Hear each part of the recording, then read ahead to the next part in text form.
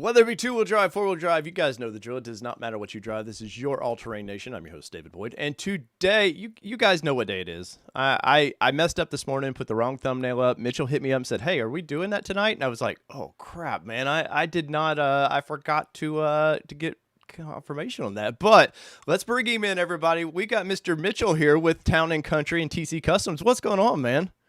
What's up, man? Glad to have you. Thank you for having us on your channel. I know you're so used to being the host, man. You're trying to be the host now. What's It's backwards. I said that a little backwards, didn't I? well, first off, let's get this out of the way because I know they've been asking in the chats. How tall are you, Mitchell? I am 6'2" and another inch, so 6'3". All right, they've been commenting. They're gonna go. Will he say how tall he is? So I just want to get that out of the way with everybody. I was going to try and implement it like smoothly into the conversation, but you went ahead and stole my thunder. Well, and then you got to say without further ado, because that's your catchphrase too. We've noticed. Yeah, and it's funny how all of that legitimately started as an accident. I just was like, you know what, man, this F-150, just walk around. You kind of compare. I'm 6'3", right? And then next thing you know, I'm saying without further ado, and like, wait a second, how many times have I said that in this video already? So, well, people don't realize, just before we get into your background, people don't realize, we'll just talk shop a little bit. Doing videos is hard. Now I'm assuming you have a pretty long sales background, so you know how to talk to people, but you put a camera in front of somebody's face and suddenly your mind goes blank a little bit. You're searching, I'm not a professional at this by any means, and it's difficult, a lot of takes, man. Yep, it is hilarious. I keep some of my first videos unlisted on the channel. That way, if I ever need a humble reminder, I can go back and watch them.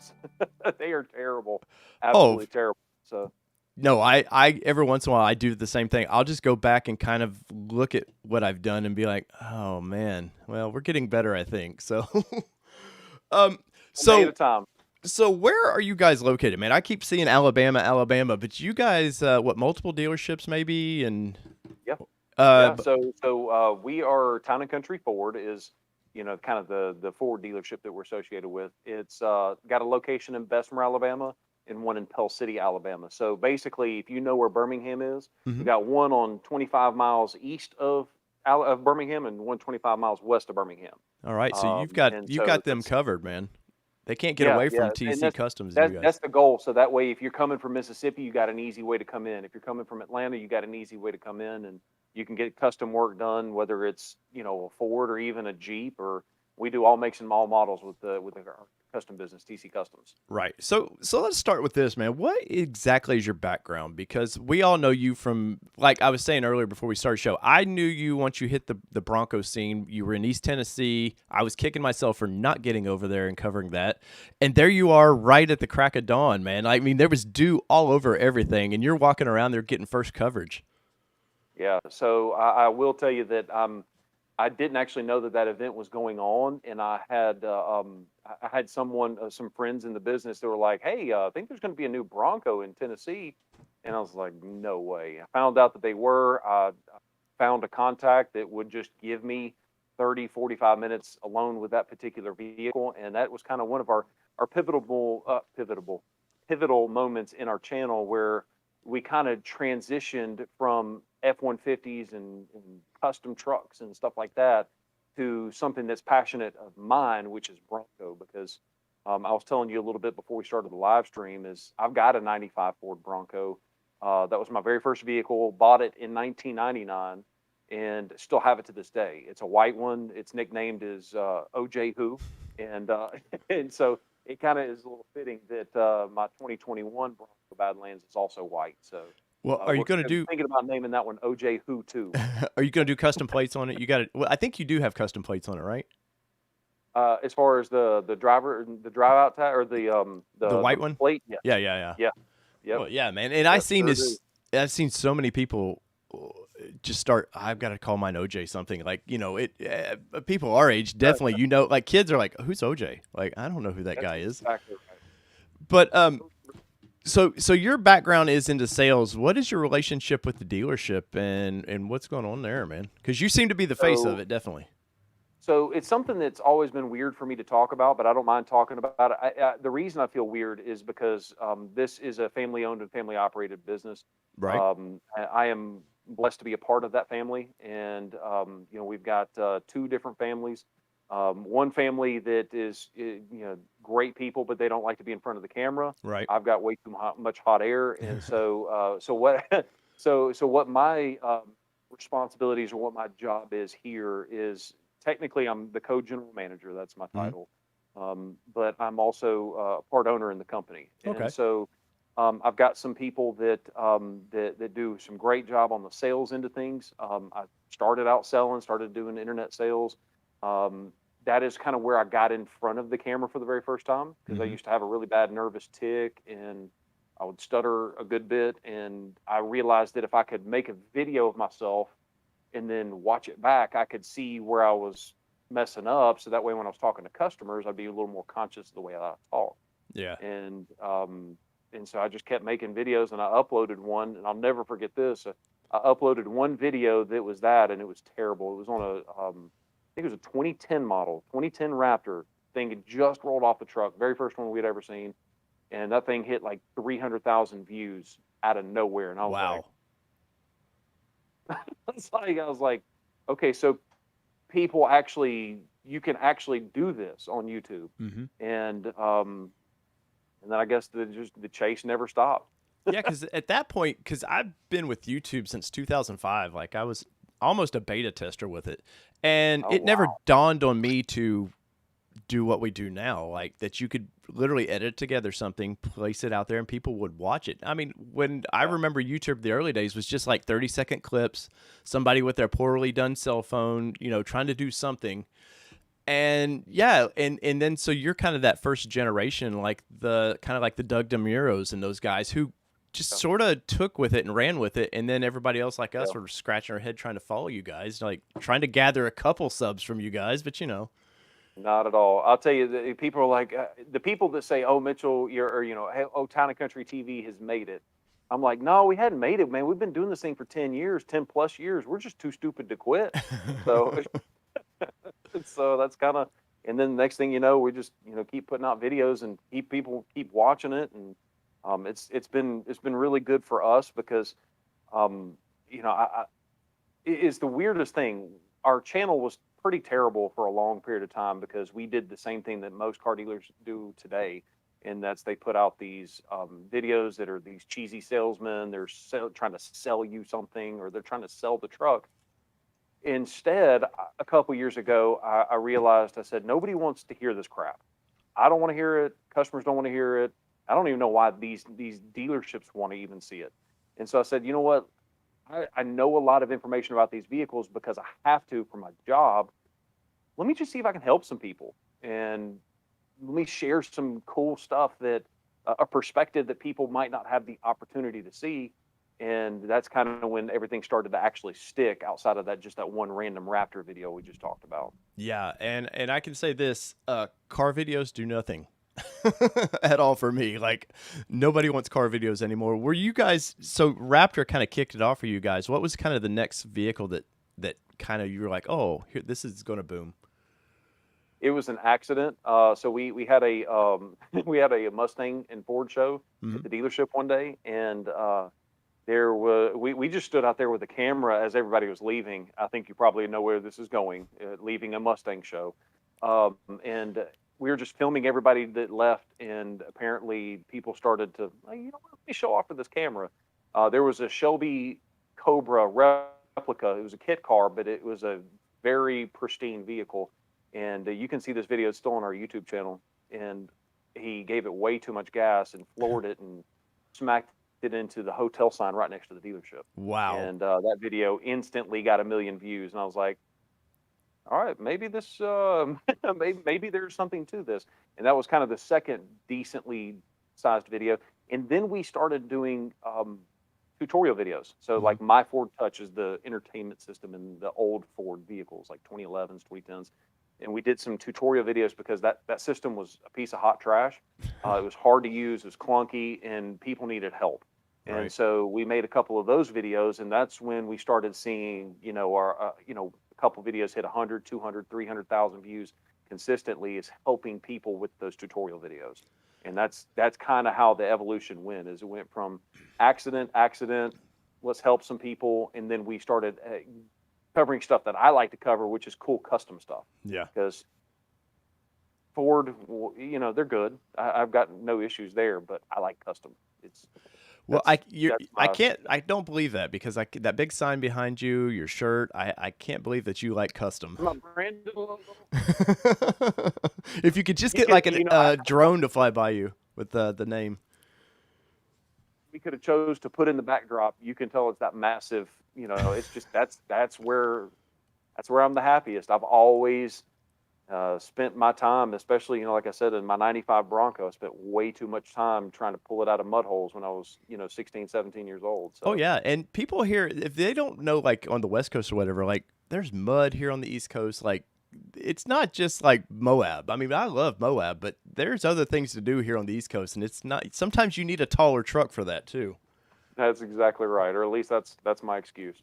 Well, so you guys with Ford, you know, obviously Raptor's been king for Ford for a while with the off-road segment. So after so long, it gets to be, everybody's covering it, and you're kind of like, I'm assuming you're just like, man, I wish we had something new and exciting, and we come out of recession by 9. So Raptor came out at a weird.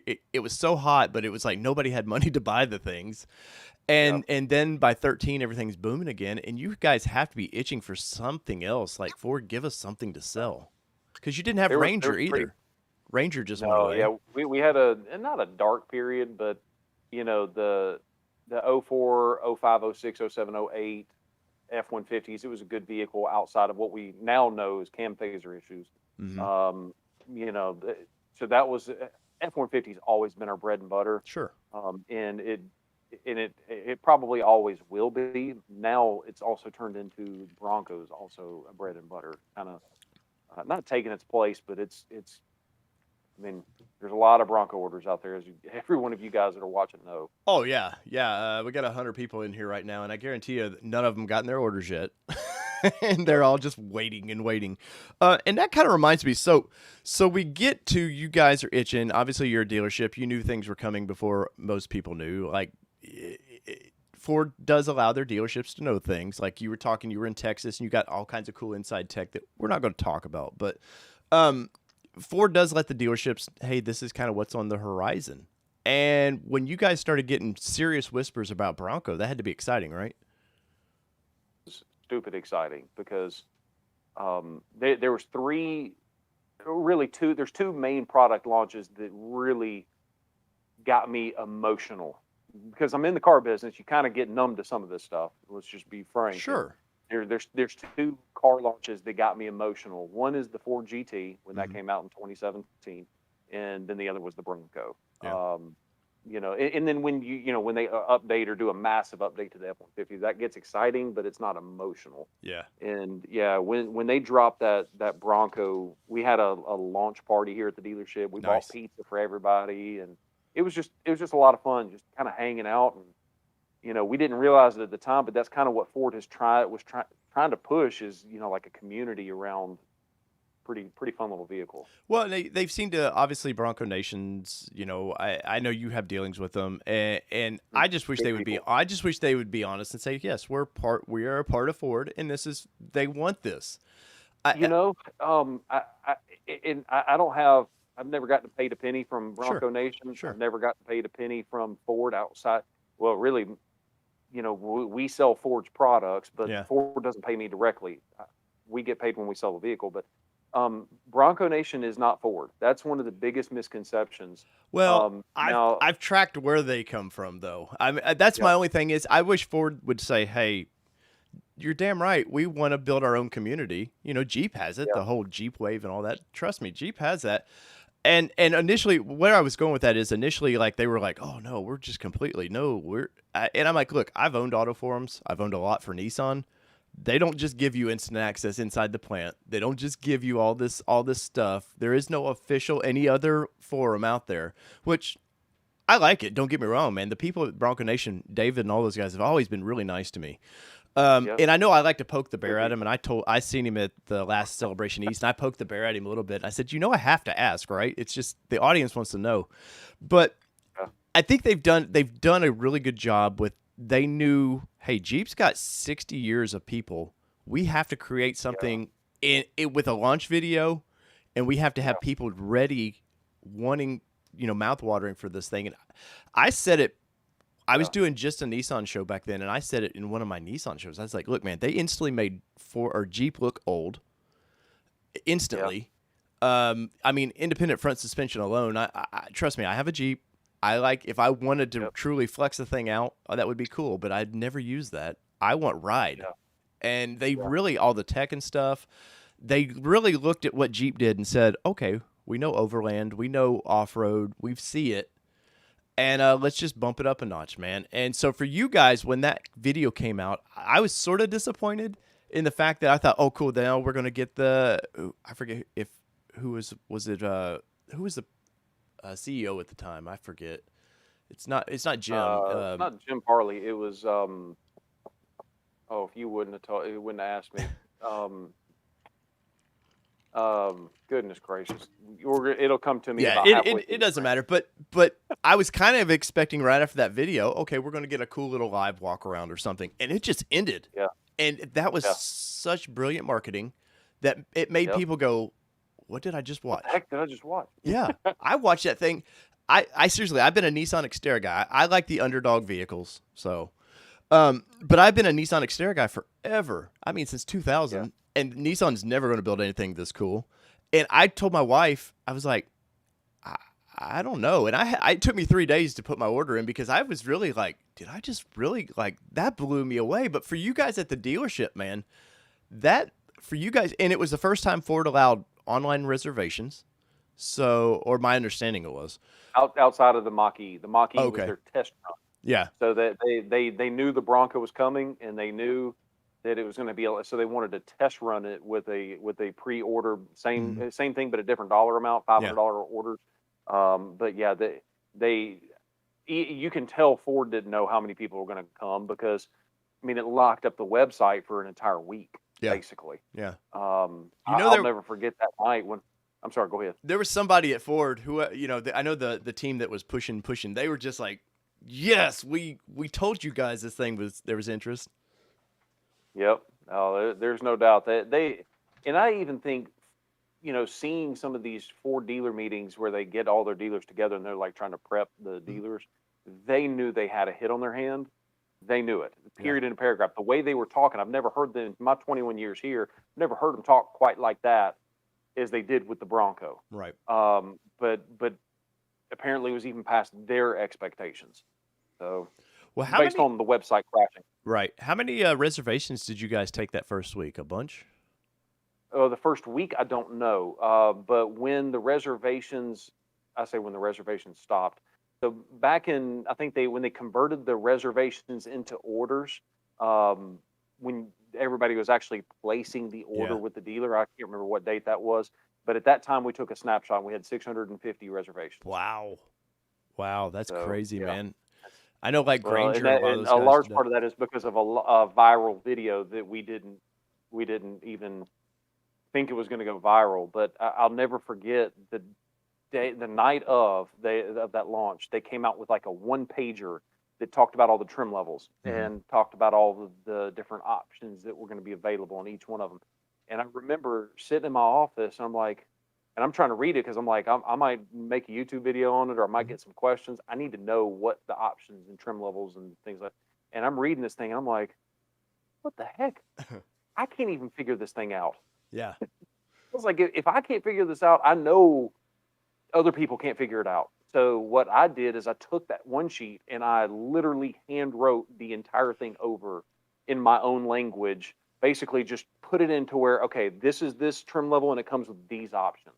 Yeah. And we put that in a YouTube video I form, was gonna say, I think I and that remember seeing that. video that video instantly blew up. That is by far our fastest and most viral video for a couple reasons. One, it gave people the information that they simply could not understand from Ford. Hmm. Two, we talked about no dealer markups, and we can talk about that. But Sure. we're staying true to that word. Where there's a lot of dealers that have changed their mind since the microchip shortage.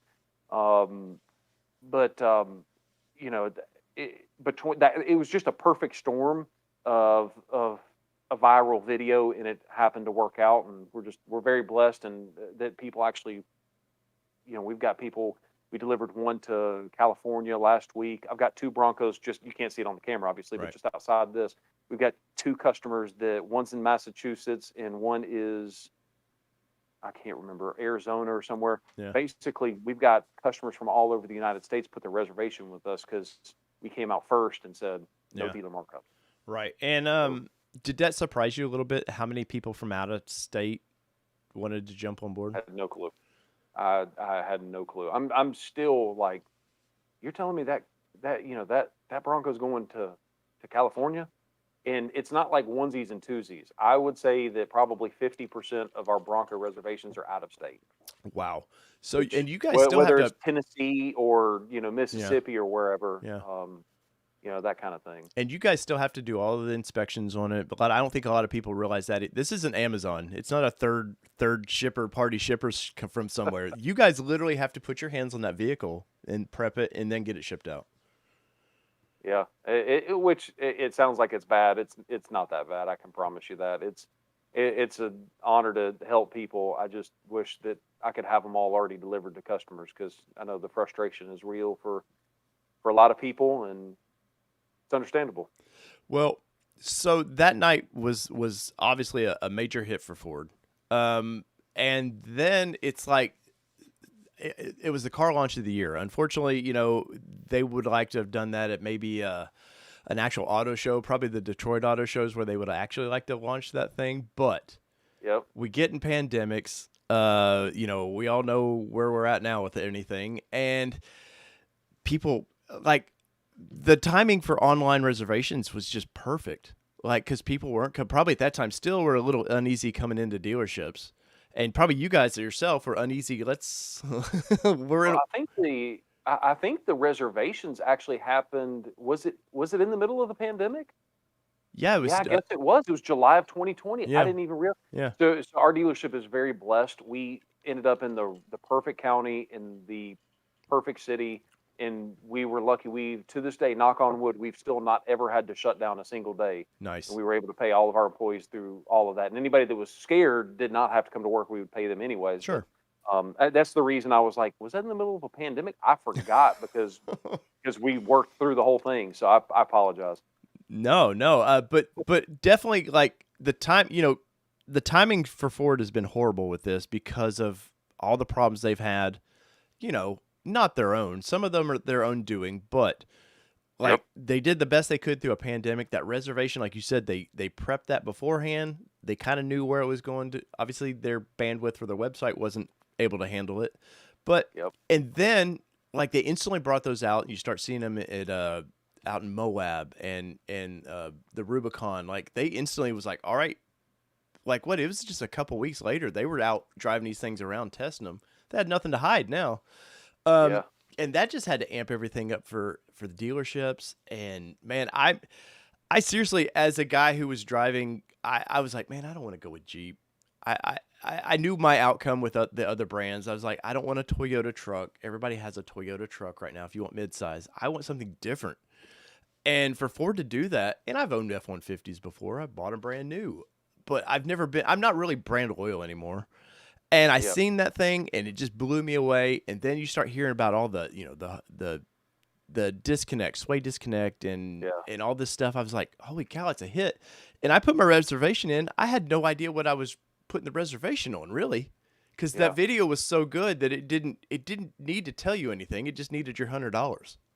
Yeah, absolutely. Well, that's a good point too, because it wouldn't. For me, like I sat there that night. And I should have done what a couple of my customers did is the second the video launched, they went in and placed their reservation while the video was going. Yeah. I wanted to sit there and experience it. Well, by the time I got done experiencing it, the website was locked up, and I sat there and refreshed it for 3 hours until like 11:30 at night until it finally let me put my reservation in. So But dealerships had to do that. Dealerships had to do that as well, right?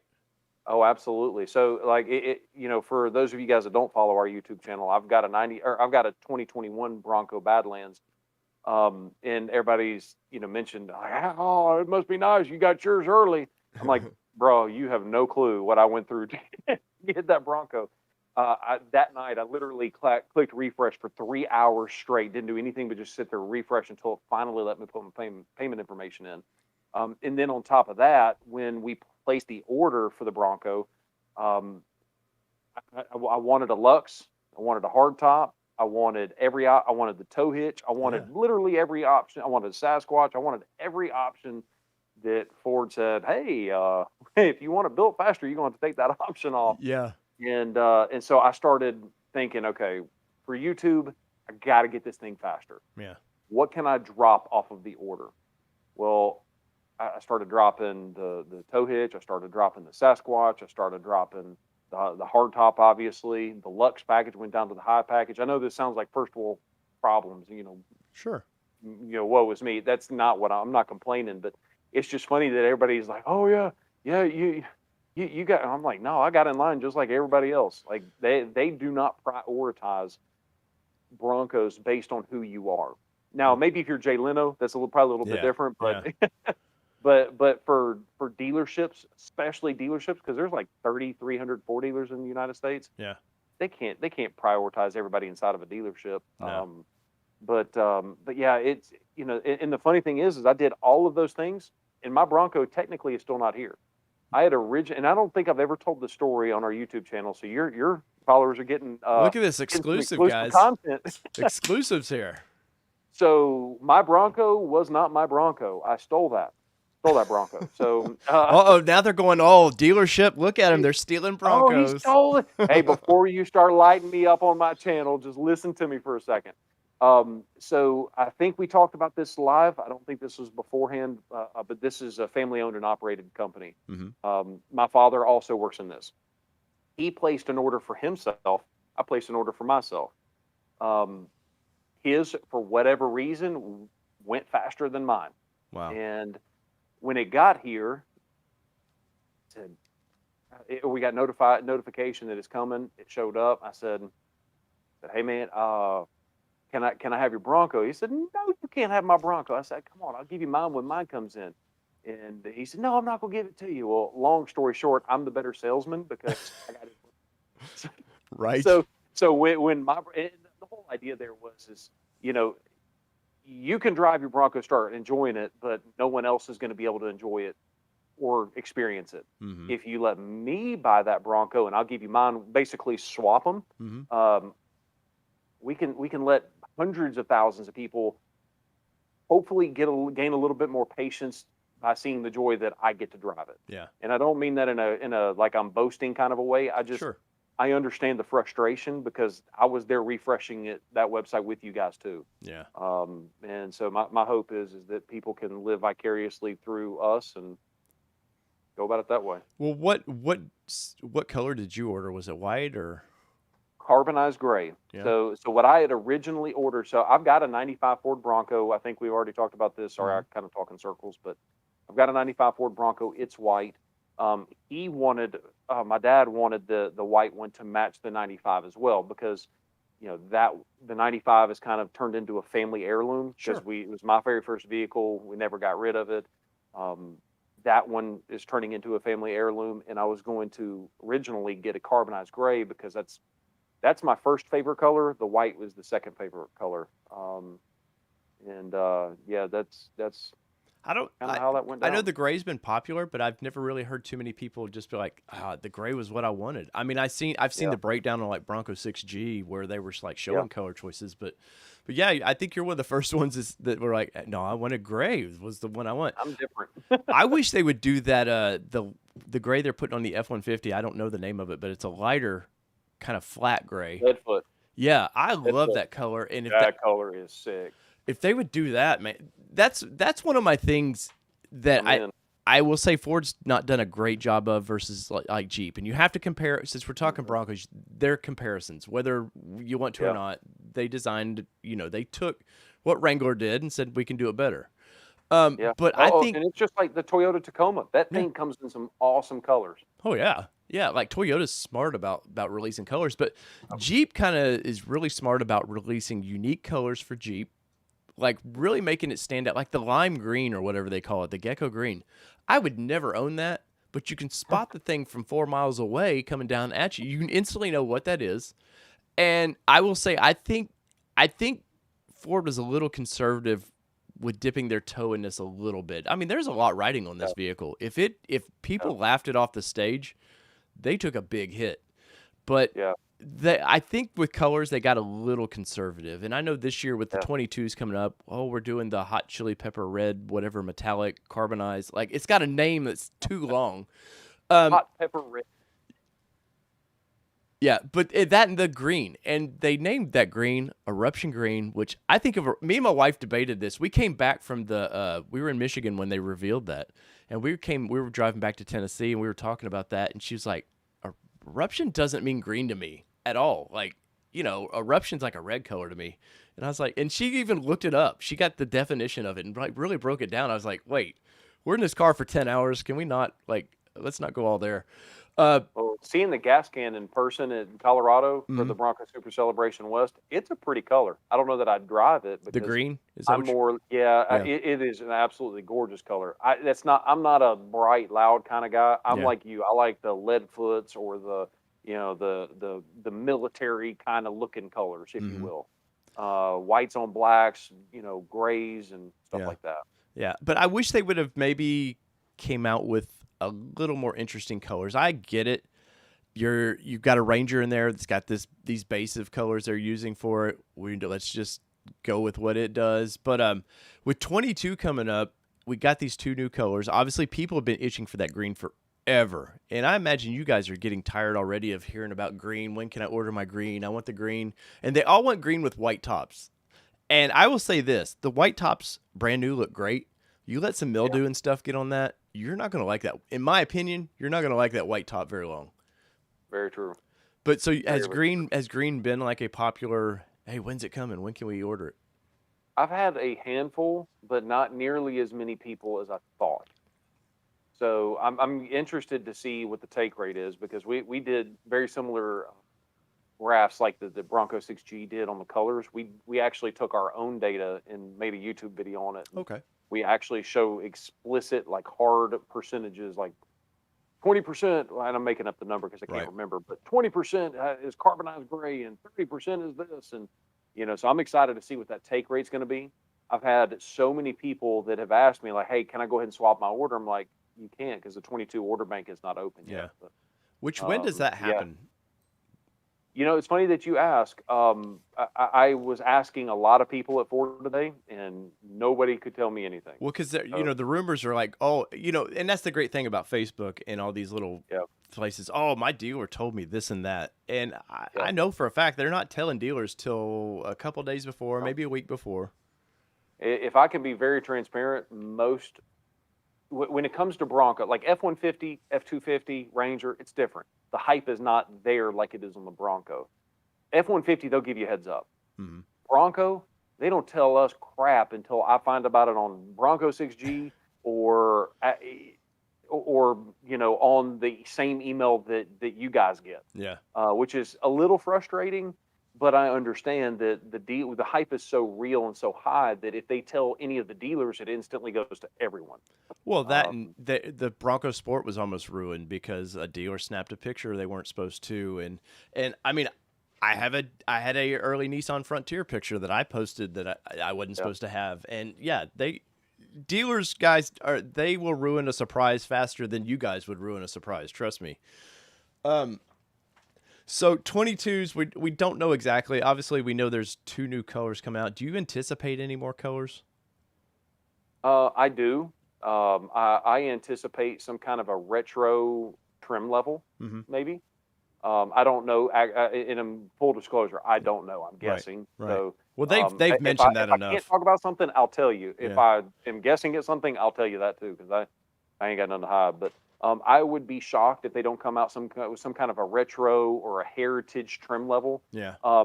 I know Ford's going to come out with something that says, guys, sorry you didn't get a 21. I know you wanted a 21. You were patient. You've been waiting out for a year.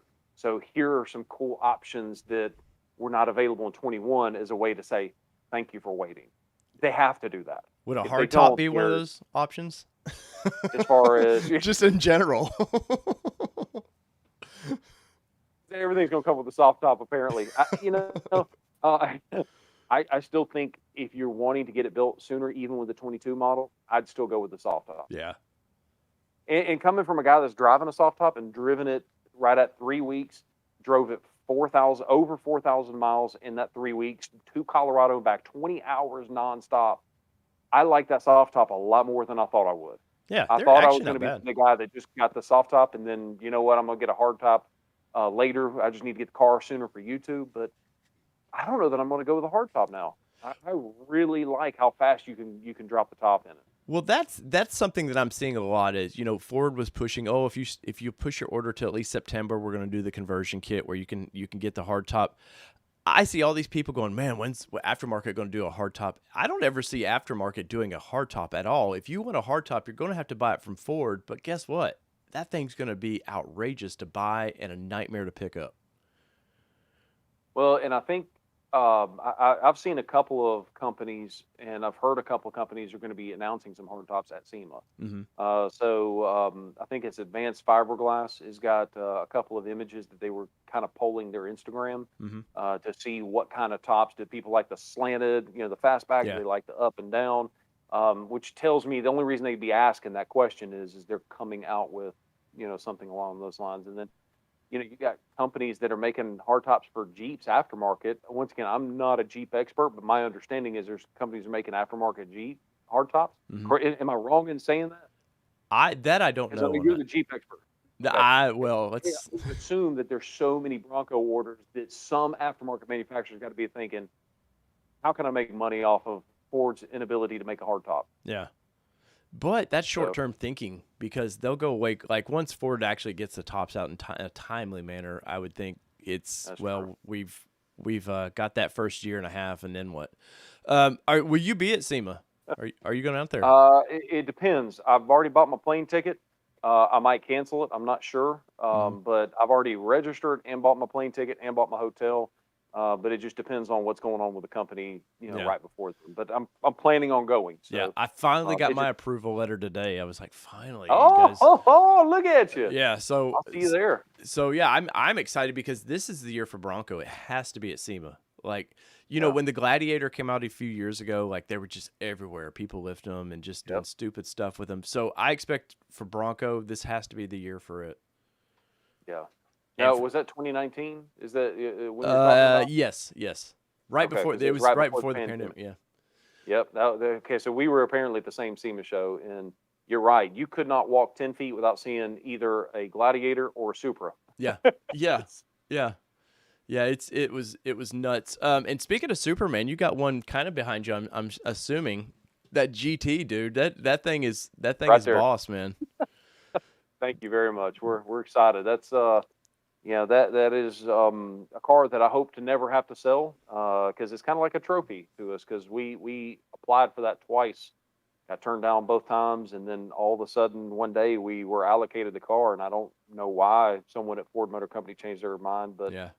if they happen to watch this live stream, we appreciate it and we're very grateful. Oh, 'Cause I imagine your YouTube following probably did help that slightly because they I want hope people. so. They want people. What's cool about that car is they wanted people to actually drive them. They didn't want to give Yeah. it to people that were collectors that Yep. were just going to put them in a shed and forget about it. They want people to actually drive Yeah. that car.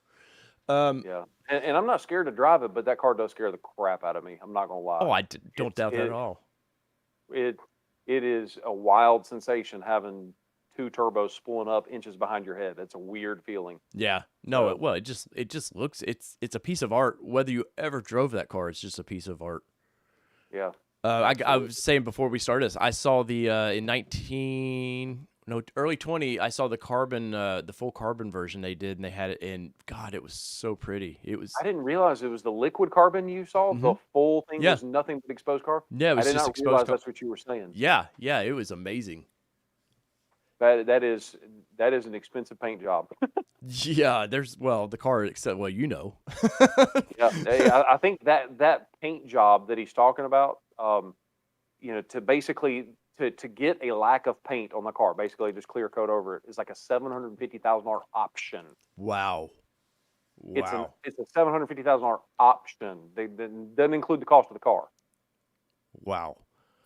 That's yeah. I don't even It's want to know then. ridiculous. I am curious. Let me ask this, and I don't want to know what your dealership paid for it, but what's a rough idea that if somebody was ever interested in, they should spend for that car?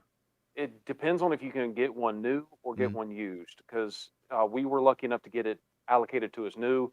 We paid the MSRP of the vehicle. So Right. that vehicle, I think it was like 624 Okay. was the MSRP. The problem with the car is you get scared to drive it because if you wreck it, you can't replace it. Right. They Especially can't. now. They're just yeah. I mean, because they limited the production of that car to 1,300 units. 1,350 units is what they're limiting it to, What and number? that's What not number for is one yours? year. I don't know. The serial number is M121. Okay. So I don't know what that Yeah. exactly means, but every vehicle has a specific VIN or a specific serial number. Hmm. Um, but but over the course of 17, 18, 19, 20, 2021, 2022, 1,350 units amongst all of those years. Yeah. So it's a very, very, and so if you wreck it, you can't replace it now. And if you do replace it, last I looked on Auto Trader, they're going for like 1.2, 1.3, and that's Yeah. for a used one that's 2 years old. Yeah. So What didn't Ford had weird. a weird deal where you weren't allowed to sell it for a certain time period, and I think John We are not Cena. allowed to sell that car for 2 years from the Yeah. date of delivery. I think John Yeah, Cena or and somebody pissed Ford off and got rid of theirs early, and yeah. yeah. Now, my understanding is like if someone gets in a hardship, they're allowed to sell it, Hmm. but it has to be approved by Ford first. Wow. So because like if, for instance, what happens if John Cena, and I'm sure this is not the case, but what if John Cena was in a financial hardship? Yeah. He's like, man, I got to dump this car, and I'm still within that 2 years. He can still dump it, but he has to clear it through Ford first, because Ford didn't want them just, they didn't want greedy dealers or greedy people just taking them and flipping them Yeah. Oh yeah, and which just would driving up the happen. cost. That would have happened like crazy. Did you guys ever get any of the mid 2000 GTs? We did. We got three of them in. And funny story about that is I told the people that I work with, our families that run the dealership, man, because we had a red one with white stripes, had a blue one with white stripes, and then we had a heritage model. Can you tell that I'm passionate about the GT? Uh, but so the heritage version, I was like, man, we need to keep this car. It could be a collector one day, or we just need to kind of just keep it. It'd be fun to keep. Well, anyways, we all collectively decided, you know what, we'll just sell it, and then we'll turn around and buy it on the used car market after they put some miles on it. Yeah. Buy it all, basically sell high, buy it Sure. again low. Like crypto. Um, that's that's exactly right, right? And so we sold it to a good buddy of ours that owns a car museum in the state of Alabama, and he kept that car for I think 5 or 10 years or however long he kept it, and sold it at Mecum for over 5 times what he paid for it. Wow. So Wow. sold it for over 500,000, well over $500,000. Was that a Sold car when that? I mean, obviously that car came out and it was limited production as well. Was that a car that Ford expected to kind of do the Lamborghini deal and just start going higher and higher? Or did they just go, well, we're no. making a high end car, it'll probably lose value? So it actually did the opposite. It actually dipped originally. So Oh, okay. depending on how tuned you were to that car, and one of the reasons we actually sold it is when the car first came out, everybody was sky high, like before, like when they first shipped like one or two of them. Mm-hmm. And then apparently there was an issue with the casting on the lower control arm for the suspension, and they were concerned about some of the lower control arms basically disintegrating while you're on the interstate, which Yeah. is an issue.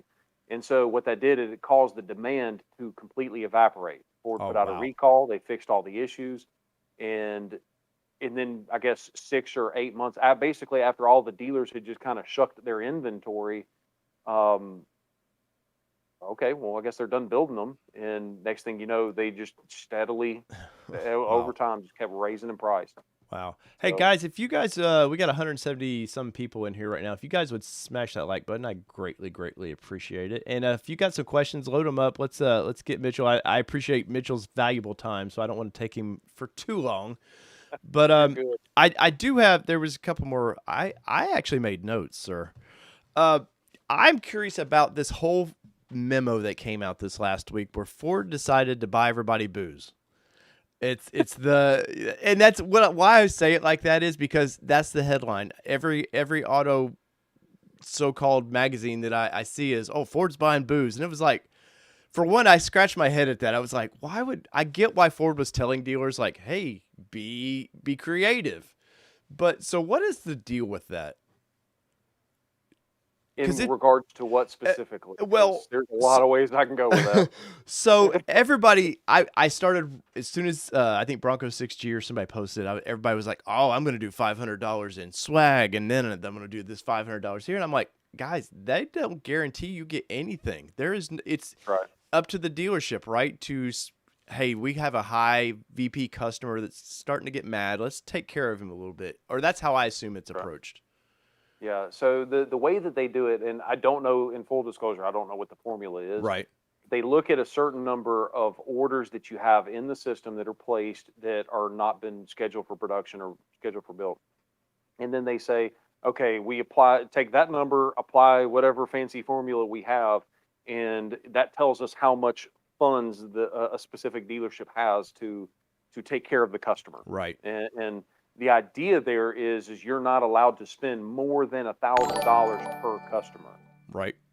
The problem is that formula does not cover $1,000 per customer that didn't get their vehicle. Yeah. Does that make sense? Yeah. Yeah. So Yeah. you see some dealers that are paying to to fly their customers to the Bronco off rodeo. Some people are just giving them merge. Some people are doing a lot of different things. Whatever the case is, buy them booze. It is it is what it is. But uh, what a lot of people don't realize, that money is not going to go as far as everybody thinks it is. Yeah. I you know, and this, I might get slapped on the hand if Ford watches this stream, but I think that was more a publicity Sure. thing Sure. to put that money out. Can you tell that I don't work for Ford directly? But I feel like that was more of like a publicity for the people that are getting upset or that are getting frustrated. Mm-hmm. To say, hey, we're trying to do something. You see what I'm saying? Like Yeah. I don't know how good that money is going to be. How far it'll actually take the customers. Right. Right. And so I, it's Ford, like the home run they have with this thing. It boggles me. They've screwed up almost every other point of Bronco. They just obviously we know the Bastos issue, which is, it's still a Ford design. Like they can nail that company for bad build, but it's still a Ford design. yeah, They didn't just let Bastos just design whatever they wanted. They had to come up with that. And they seem to, now that's their beating boy. If they got a bad day press wise, they just go, hey, this top company, look, it's because it's even in that memo, like with struggles because of tops and stuff. I didn't see that in the memo, but But I'll take your word for it. But yeah, there was something I read in what it was part of it. I believe that it mentions some of the delays of it, but they they strike me funny with this. Like you're saying, they allow dealers to sort of take the hit. They just sort of give you, well, here guys, here is, oh, this is great news. You guys deal with it. Now it's up to you guys to deal with it. So there has to be some, like I said earlier, I think every customer thinks they're getting that because the way it was worded, and this was not a press release for everybody. This was an internal release that shouldn't have gotten out the way it did. It was just so worded that, oh, we're taking care of everybody, because it said in the memo, I believe it says something about even if they've gotten their Broncos, we're trying to, just kind of make them feel better about it. Obviously, top issues, which we've seen them. I'm sure you've seen them firsthand now. It is what it is. I commend Ford for quickly realizing, because I know back in February they knew that was a problem. They just they had to get them out. They had to start actually shipping Broncos. So I commend them for once it got on the forums real quick. They're like, all right, time out, guys. And then you get Dirt Mountain, which I'm sure you're familiar with Dirt Mountain. You've been to MAP. You know what it's like up there. Yep.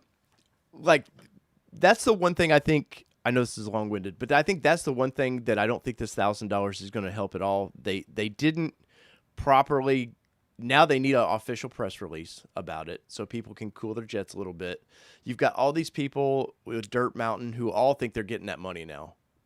all those that I've seen anyways from the internet, and it is what it is on the internet, but they've just not done themselves a great service with their PR. And obviously this doesn't come from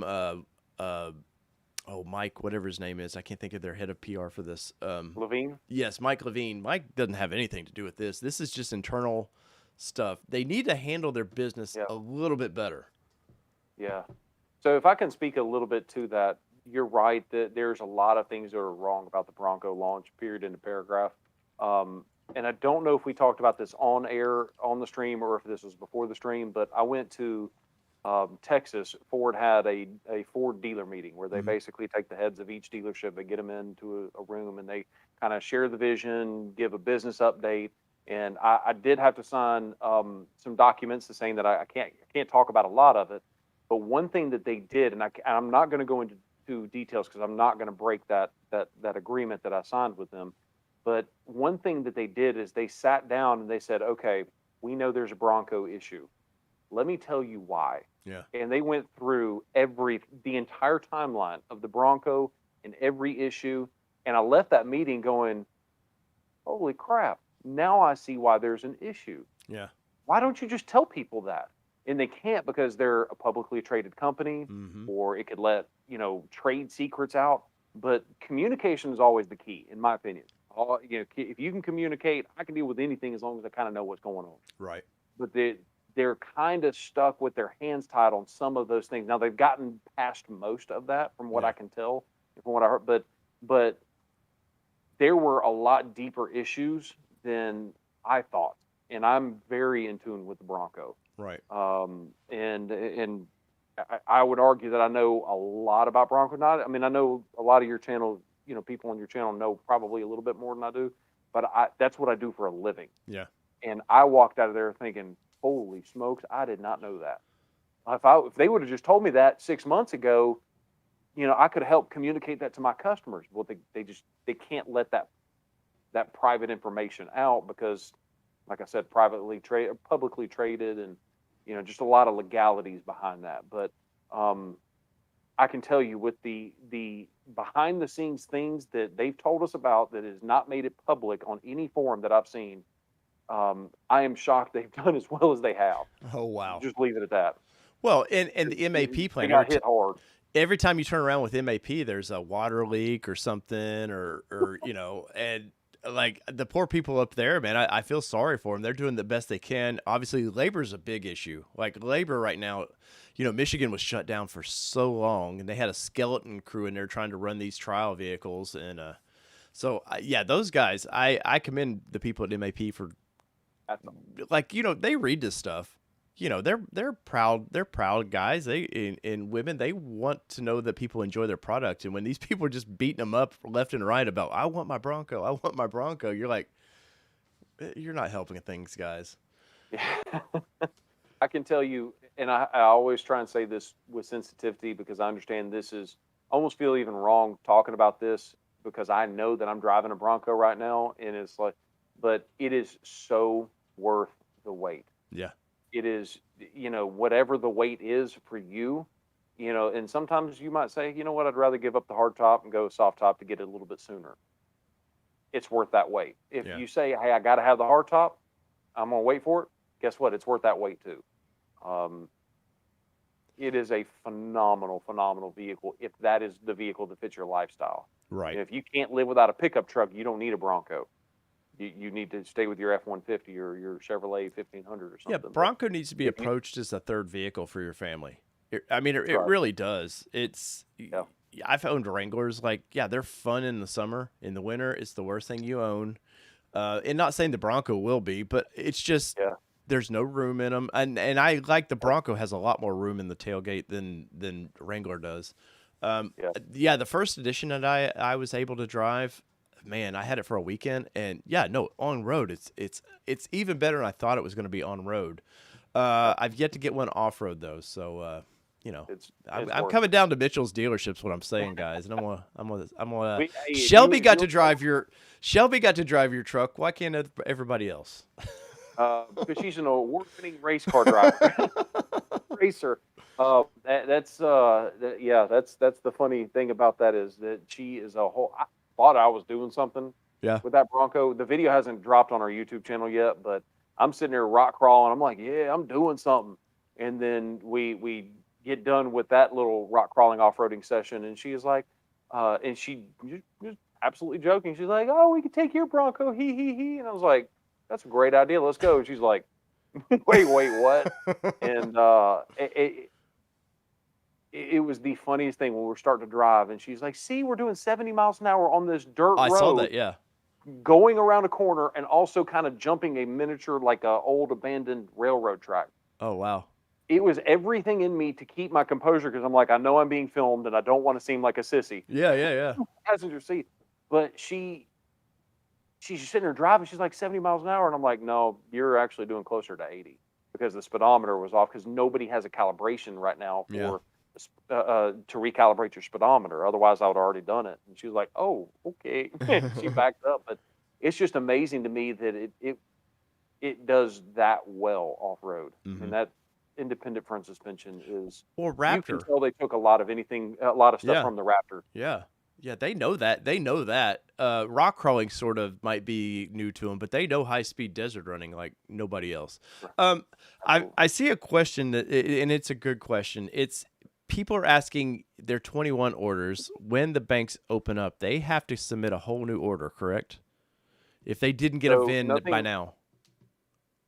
So I don't think that they're done scheduling. I Oh yeah. might be totally mistaken in this. They might still be scheduling onesies and twosies. Um, if I'm wrong on that regard, I'll face it. Yeah. I might be wrong. Sometimes I'm wrong. Sometimes I'm right. If I'm confident in something, I'll tell you. I'm not confident, but I think that they're going to continue to schedule a few more Broncos. But the question you said was, do you have to respec the whole build? Yes. I don't know for sure, but I know how Ford's ordering system works very, very well because I spend a lot of time in it every single week, even outside of Bronco. Hmm. And yeah, you're gonna have to respect that puppy. Which isn't. I I mean, don't that's see not how a big deal, really. it's not. I mean, especially with the new options and features and things that they're going to give you. It's a big task for the dealership. So I'll tell you, if you've got a dealership, even if it's not us, it's a decent sized dealer and they got a lot of orders, be patient with them. They might not get to your order the very first day. Yeah. Like us with 650, you got to think about it. We have two guys that's all we do is modify Bronco orders. Even if you do 10 a day or, 15 a day, it takes some time to do that. And to Uh, also make sure that it's right. Because if you screw it up and order one wrong option, you're going to have an upset customer, rightfully so. Well, no, definitely on that. And speaking of things that I've reordering, man, you guys have TC Customs over there. Obviously, you got the banner behind you, but I've got I'm going to pull the website up here real quick, guys. You guys just did those new rock sliders that look really really cool, but they also look like 1,000,000 pounds. I don't know whether they're heavy or not, but. Those look really, really cool, but you guys do complete custom work, man. Have you already had customers like, when my Bronco gets here, this is what you're doing to it? Well, not only that, but I mean, we've already started that process. Right now we've got zone off-road leveling kits. We've already done that on a bunch of them, Mm-hmm. and we've sold so many leveling kits and zone 2-inch lift kits on our website. It's not even funny. Um, and I don't mean that to brag. I'm just saying that's how big the demand is for customizing a Bronco is it's ridiculous, and I know BDS has got a couple of kits that I can't talk about the specifics on, but they've got a couple of kits coming out, and we're going to be some of the very first people out there to put that out to market to let you guys see it. The Fab Tech's working on. We're not even technically a Fab Tech dealer, but they've got kits coming. Camberg Racing's got some kits coming. But yeah, we've had a lot of people say, "I want to do this," and kind of our motto. I don't have it on my shirt or on the wall, but is if you can dream it, we can build it. So Nice. Well, I like a shop that's willing to actually do, not just bolt, like obviously it's bolt on, but like to go after it and not just be like, no, we're not doing that. Well, I will say, like, the little zone. I'm looking at the little zone lift kit now, and $59, man. That's nothing, and you will it's a no notice a brainer. different. You'll notice a difference Yeah. with that, definitely. Uh, Well, and I I was was concerned 1 inch wasn't going to be enough, but it actually sits perfectly level after we measured it. Nice. Yeah. Oh, yeah. You did the video on that. Yeah. So I know you had to be kind of probably frustrated when you decided you wanted the four-wheel parts stuff, and you found out they only wanted to be the ones to install that. And I'm not poking the bear at you about that because I've seen multiple Oh, I know. multiple people try to order the stuff now, and they're like, we're installing it. That has to be because they're a little concerned about fitment, is what I'm assuming. And we all know what assuming means, but I Yeah. And I I've got my own assumptions that are a little different, but I'll let you keep talking. but Go I ahead. Go mean ahead. I think that they came out of the gate pretty fast, and these Broncos and just any off-road vehicle, frames get twisted a little bit, things happen. They got to make sure they live with the Bronco in a perfect world situation when they bolt all that stuff on there. And they wanted to be first to market, and sometimes when you're first to market, you got to go with kid gloves and kind of ease into that. Yeah. So that is possible. That's Right. true. Right. My assumption, once again, you know what happens when you assume something. Yep. My assumption is that they're trying to recoup their cost of R&D by gaining the extra dollar in labors. Yeah. In Makes labor. sense. So as you guys know, four wheel parts, DSI is technically the company that the technical company that um, they sell complete kits to dealers across the Dealer Services International or Yeah. Incorporated or something like that. So if you've ever heard of like SCA Performance, Hmm. they basically build the Black Widow F-150 or Roush Performance. They build a Roush version of the F-150. They take these parts and they kind of put a package together and then they sell it to dealers that are not used to doing custom work like we are, Right. that are not used to doing a la carte stuff.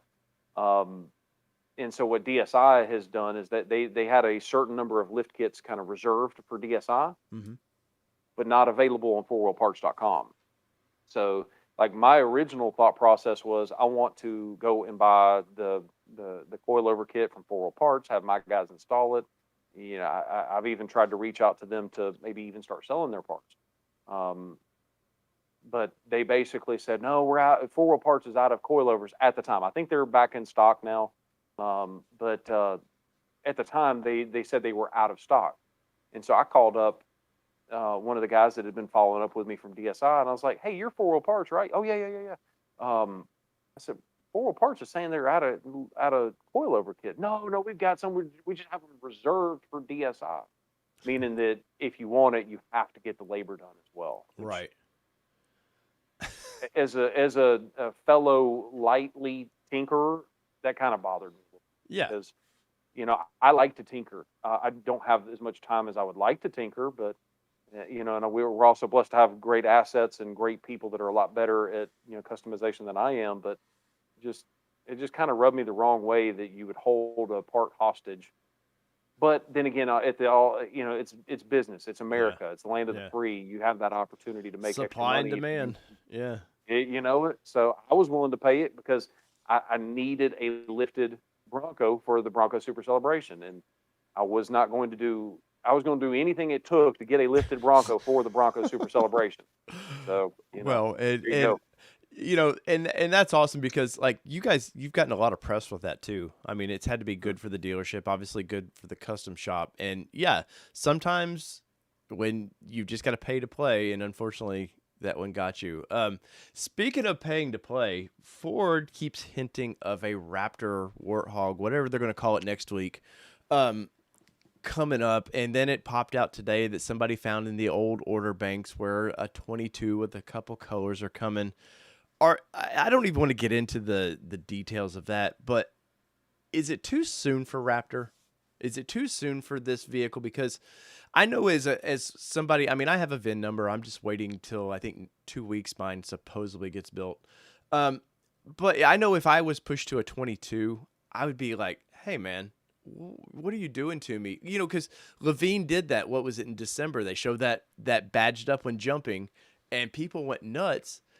And now there's people, you can't get a hard top, you can't get this, you can't do that you've promised. A lot of broken promises. I wanted a color hardtop personally. I wanted the body matching top, which seems like a no brainer because Jeep does it. You're like, how is that suddenly not even on the table? Now knowing the problems they've had, you go, okay, I get they were having problems. But is it too soon for Raptor in your opinion, or is it no? Bring it on. I am not able to speak on that. And I no, That I was don't even. creepy. I shouldn't have winked. No, no, no. I don't even mean like is it coming? I'm just saying, do you think like maybe 23, 24? Let's there was the truck talk even. Which if there was a truck version of this, dude, I was all in. Cuz I'll be honest, my Gladiator a little long. You lift them, they look a little better, but having the best of both worlds with the doors that come off, the top that comes off, and if I want to go to Home Depot, I still have that option. Like I just feel like Absolutely. there suddenly like too many options. And you mentioned like maybe something with the heritage lines coming down the road. Hmm. And I'm like, you've got 17 different versions of a Bronco now. I Yeah, I feel like let's get into this. I don't even want to bug you about that because I know where you can't good. talk about it. Um You're good. how when I saw all the trims, I felt like, man, they have too many trims. And I love that, and I piss base guy off that wants the Sasquatch package off every time I say this. But in my opinion, base should never came with Sasquatch. It's a base. And then you could get a big Thought about it bend. that way. You get a big bend, which is almost a base. I mean, let's be honest, just a couple tiny options different. Then Yeah. you just micromanage your way up to a black diamond. Hmm. Like, I just feel like they're nickel and diamond themselves for what? I feel like if they would have done a base with whatever the 28 or 9-inch wheels it comes with, if that's what you want, Hmm. order that. Do a black diamond. Obviously, I know about the plush version. I'm escaping my mind what it's called right now. Outer Banks. Oh, I understand that when there's a customer that wants that, and then do the yep. Badlands, and that's it. I Yeah. feel like there's too many choices. Yeah. I can see that there's a couple of redundant trim levels, and I'm probably gonna get some hate for this. I feel like Wild Track is an unnecessary trim level, Yes, and I'll tell you about that in here in just a second if you want to hear about it. I think they do. The Yeah, okay. And then I think the other unnecessary trim that if you had to choose two to cut, I would also cut the big bend Yeah. because I understand having a base model, and yeah, you can opt for the Sasquatch. I don't really care too anything about it. The base model and the big bend are very low volumes or very low take rates, if you Yeah. will, Yeah. as far as a percentage of the trim levels. Those are your two. The Wild Track is wildly popular, or at least it was before everybody realized it has to come with a hardtop. Yeah. But the reason I think that the Wild Track is an unnecessary trim level is because they're kind of branding it as the high speed off roader. You go through the desert, you can go high speeds, and that's kind of what it's there for. It's got the Hmm. Sasquatch standard, um, all that kind of stuff. It comes with the high stability off road suspension system or whatever the Hoss suspension. It comes with a premium system Yep. because it's a Sasquatch, right? But they're branding it as the high speed off roader. Well, the if you take a Badlands with the Sasquatch package, it has the exact same suspension components with one difference. The Badlands has a stabilizer bar disconnect, so Hmm. technically the Badlands has a better suspension. Yeah. So you could go high speed in a Badlands. It's just kind of weird because of the way that they branded it, but that's kind of one of the reasons I think it's not an unnecessary trim level. I think it's a redundant trim level. Yeah.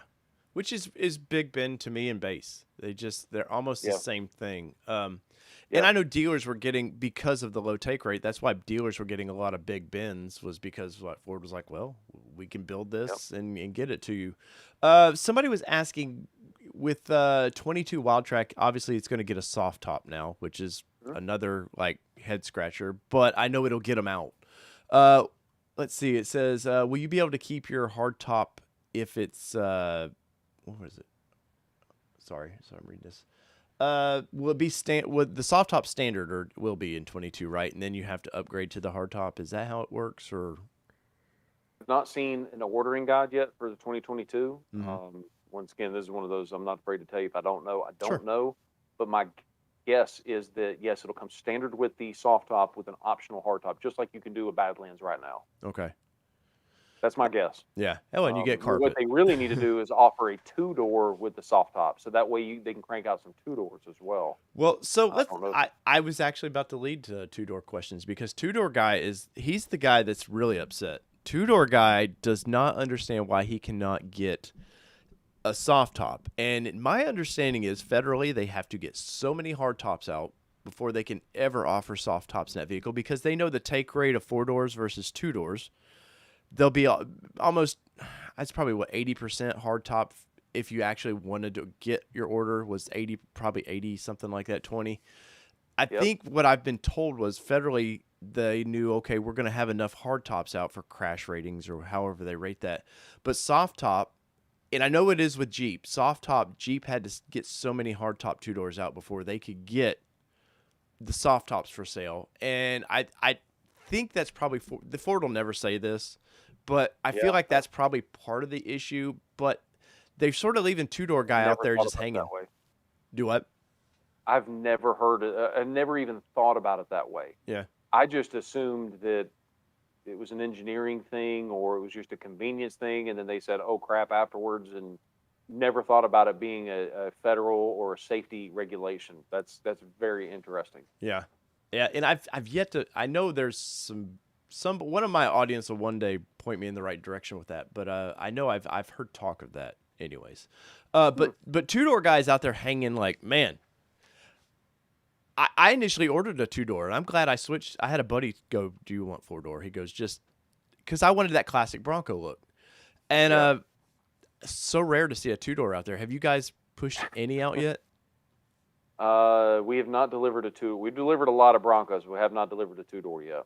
Yeah. So we've actually got a decent number of them on order with quite a few of our employees that want them for their own personal vehicles. Yeah. Because a lot of our employees have got orders and reservations, but none of them. I know some dealers are probably placing orders for their employees. Sure. But that's 100% of our guys, they want it. Yeah. And but no, we don't have any deliveries as of yet. Well, do you know? I mean, obviously, you guys kind of have an idea of what's coming. Do you think you'll get any this year to actually ship them out? I don't think so. Really? I think everything, and I'm just going through. I think pretty much everything we've got coming is going to be a four-door. No, I take that back. We've got one first edition that's a two-door. Right.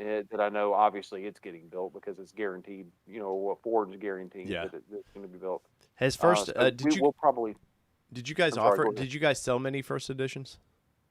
Yeah, that was one of the very first ones we delivered. We ended up getting, I think, 11 first editions. Wow. So, Did that? yeah, those, not all of them have come through, but Yeah. we got allocated 11 of them. that customer really has to. That was so confusing. Guys, and I've said this many times. Just because they call something a first edition doesn't mean that's the first thing rolling down the line. Trust me. Yep. But I think Yep, people that's just like- misunderstood that.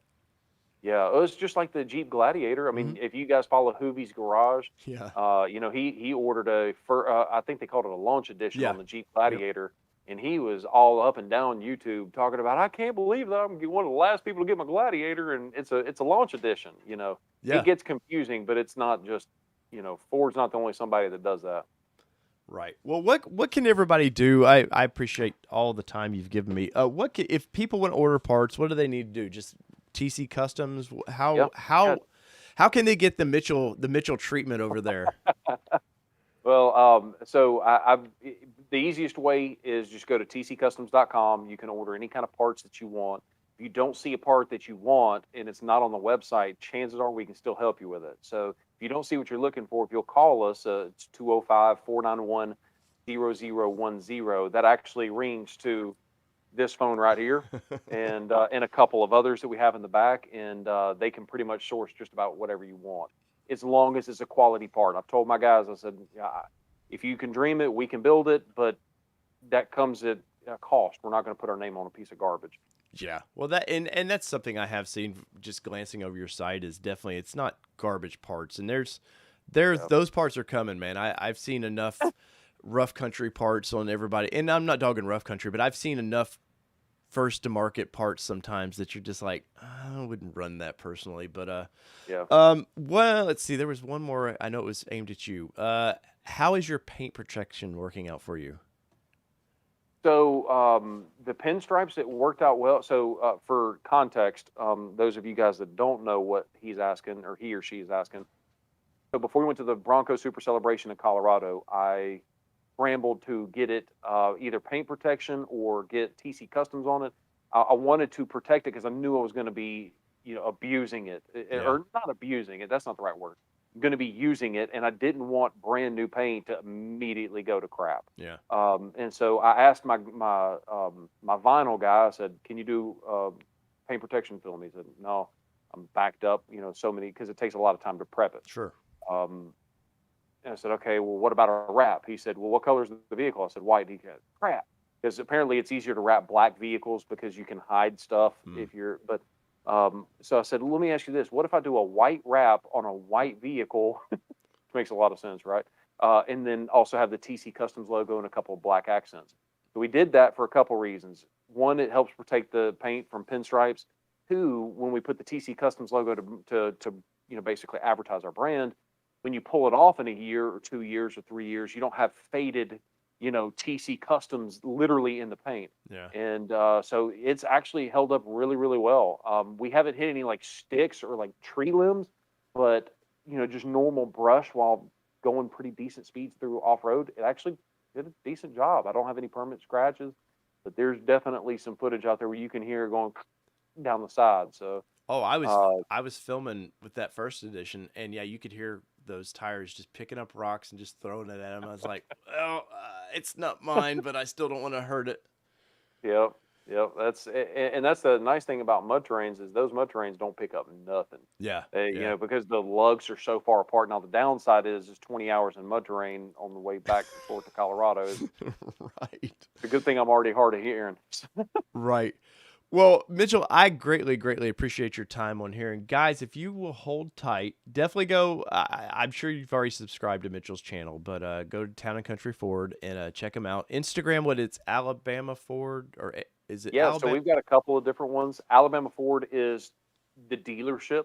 You have TC Customs underscore com. That's kind of our TC Customs brand. Yeah. But if you really just kind of want to see more of just whatever the crap interests me, it's Mitchell S. Watts. That's the Okay. one that I'm personally posting every single time. Nobody posts there but me. And if you're getting a DM back on that one, that is personally me as well. Well, I So know I was talking to I thought it was you on the other one for a minute. He's like, "Hey man, you got to text Mitchell." Like he's sometimes he's in, sometimes he's not. Um, yeah, so it gets hard to cover all three of those. So we've got a great team that helps us manage the all of the other accounts. well, Mitchell, I definitely when 22's hit, I'd love to have you back, man, just to talk about what you think's coming down the road. And guys, once again, I go like in his content because it was nice of Mitchell to come on the show, and we greatly appreciate it, guys. If you'll hold on just a minute, I want to talk to Mitchell real quick, and we'll go from there.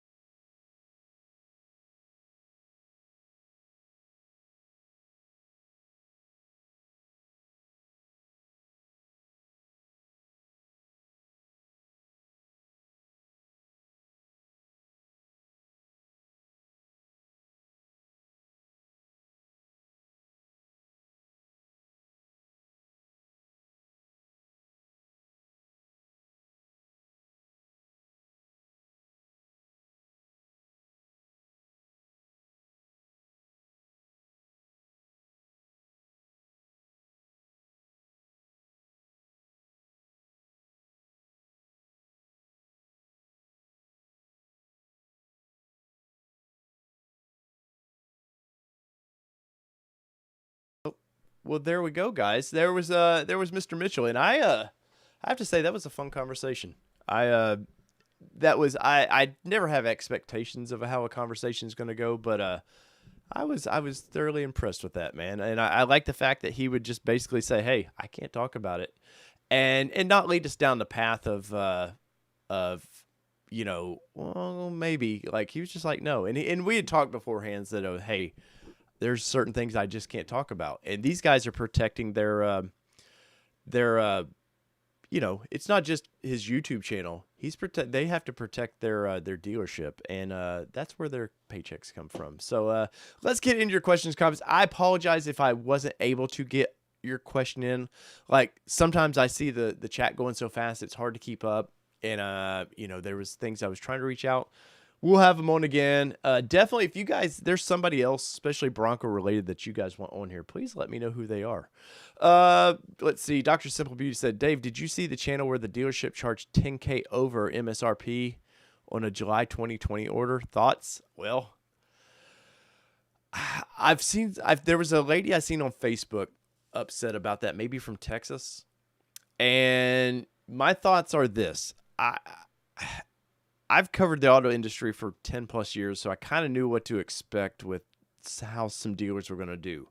When I approached mine, I put my reservation in. I talked to the next day, I got the phone call, like probably a lot of people did with their dealer. And I said, hey, man, I will move in a heartbeat, but are you going to upcharge me? And they were like, my salesperson, Francisco, awesome dude. He was very, very upfront. He said, man, I don't know. He said, but as soon as I know, I will let you know. And a couple days later, he said no, but he said, we are charging MSRP for this. Had zero issue with that. It's a hot vehicle. Obviously, all of us went nuts over it. So I want to say I feel for somebody that might have gotten upcharged because they didn't ask the right questions. And I think we're in such an Amazon culture now that people just expect, oh, you just hit the buy it now button and then it shows up with whatever. And you got to protect yourself. And it's probably a sad lesson that somebody learned. So definitely a bummer on that one. Kevin asked, did my build get pushed back? I don't know, Kevin, and I don't really want to know, man. I'm so over chasing the dailies of this. I mean, I have other vehicles I have to cover. We've got Toyota's got a big launch coming up that I'm going to have to cover. If I get it this year, I get it. If not, it's one of those things of, well, we tried. But I have a VIN. I'm not panicking till next week. I should get my window sticker. And we'll go from there. So if I don't get it, it is what it is, man. The color right now for me was the most important thing. When I learned they are no longer going to paint my color in the Bronco, I was like, I need mine. So there, hopefully that answers that. Paulette says that, have you ever had Vaughn Gittin Jr. on here? I have not. And I'll be honest, Paul, that's probably not somebody I would be interested in chatting with. And just, maybe if Danny was on here, because Danny is a desert racer. Danny knows that he knows Vaughn's background a little better than I would. And I wouldn't want to look like basically a dumbass sitting here asking stupid questions and the bro crowd will get me on that one. So, I mean, I'll talk to anybody, but I would probably need Danny on that one to kind of smooth that one over. Let's see. Why do I see Big Ben 4-doors being built instead of the base version? Seeing them all over the place, or is it just me? It's definitely not just you, man. Ford told dealers a while back that they could buy up all the Big Bens they wanted, so that's why you're seeing them. That's why everybody, you look on any of these social medias and they're like, hey, I didn't even reserve. And I got my Bronco. And you look at it and it's just a plain Jane Big Ben. So let's see. Brad says, I was supposed to have my Bronco built this week, but no window sticker yet. So it sounds like yours was pushed back. I know, Brad, unfortunately, Ford, for whatever reason, this past week pushed this week into October. They were trying to. It was a cleanup schedule of some sort. So I mean, I hope you get yours. Obviously, you had a build date before me, but so I hope you get yours before me. But I don't know if it was just the week they pushed back or everything. Let's see. Joe says maybe I should have you on the channel. Hell yeah, dude! I'll have you on there. Other Tim Davis. I've had a VIN since June, and all I got so far was a lousy hammock. Well, cheers to the hammock crowd. And tonight is a bullet bourbon. Somebody was asking, and I have to say, I didn't want to interrupt Mitchell, and I don't want to get him involved with the whole drinking thing, his dealership. You never know how that works. Jason says Mitchell's channel is the one mentioned. No tow package means no tranny cooling system / radiator. I don't know on that, Jay. I really don't. I know I've got the tow package with mine, and it didn't stop my order at all. Uh, uh, honest. Oh, honest. You got your package from me, man. Awesome. Uh, Houday, right, man. Our Bengals won, buddy. Let's see. I would love to have Mr. Lopez on the show, man. He was one of the ones that early on, when we were all looking for we had questions and nobody was really answering them. He was one of the first channels that I really jumped to and just liked his what he was talking about. So definitely, you guys, if anybody knows him, have him somehow connect us. I have a hammock, and what was your first Bronco kind of swag you got? Oh, here was mine. I found this the other day. I completely forgot I got this. My dealership, before they were even supposed to let them out, gave me this. Once again, Francisco, my buddy over there. This was my first thing to stress over. And oh, look, a black painted top that they're not doing now. But I've gotten everything. Oh, obviously too, I need to say this. When we hit 5,000 subs, we are giving away some Broncos. That's right. You'll get your built Bronco built before probably you'll get your real Bronco built. But I have 3 of these we're giving away. Let's see. I've got I've got two Area 51s and a antimatter. And then it's gonna be silly, but I'm gonna do an unboxing of this and of the silver hardtop 2-door. But they needed to make a 4-door clearly. But when we hit 5,000 subs, I haven't figured out how exactly. I think we're gonna do like a Google day where you can put your email in, and then we'll pick randomly a winner. Will there be swag after the hammocks? Matt, somebody had said there was some little cars that they were doing at some point, and then there was the whole 22-pound fiasco, which somehow I think one guy said it, and everybody just ran with it. Also, mobile. Cheers, sir. Thank you for that 762 super chat. I do appreciate that. Let's see. Carlos, dude, thank you for that $9.99 and the shout out to some of the best YouTube content between us and Johnny. I think Johnny was on there. Let's see. Andy, thank you, dude. Andy, you're a trooper, dude. I do appreciate that if you're still in here. Cigar Texan, thank you. Hit him up, man. I'd love to have him on the show. Yeah, I like him a lot, man. Let's see. Bring your questions, comments, guys. I've got a few minutes here to chat. Now, once again, I have to say thank you to Mitchell, man. All 6'3" Mitchell with Town and Country. I had to poke the bear on that a little bit. You guys know it. I seen you in the chats kind of going crazy about that. Yes, Matt, the 22 pounds was an urban legend. I think will floor mats become the swag? Paul, I think what they're going to do, they're just going to start sending you piece by piece your Bronco. Maybe these hammocks were supposed to be in the Broncos, and they were like, you know what? Just next week, in 2 months, let's give them mirrors. Mirrors next. And you can build your own Bronco. Let's see. What day is for more options released and reorder? I'm hearing it's October 10th, Christopher, but Mitchell didn't even know, and if the dealerships don't know, there you go. Oh, sorry, Dr. Simple Beauty. It's 6'3", or it's 6'3.75. And without further ado, you guys are crazy, man. I love it.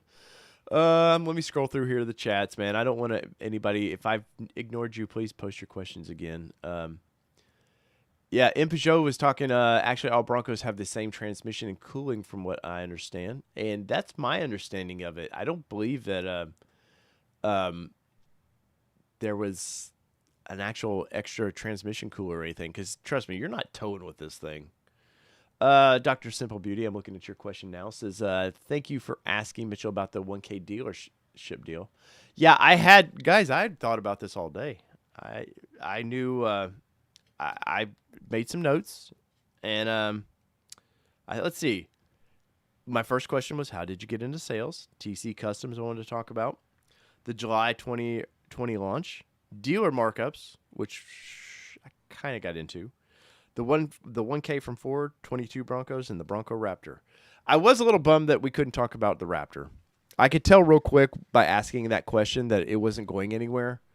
Show, dude, you killer, dude. 1919. You guys know if you do the super chats, the stranger the number, the better. I love it, man. Let's see. No swag, no points, no Bronco, not even a reach around.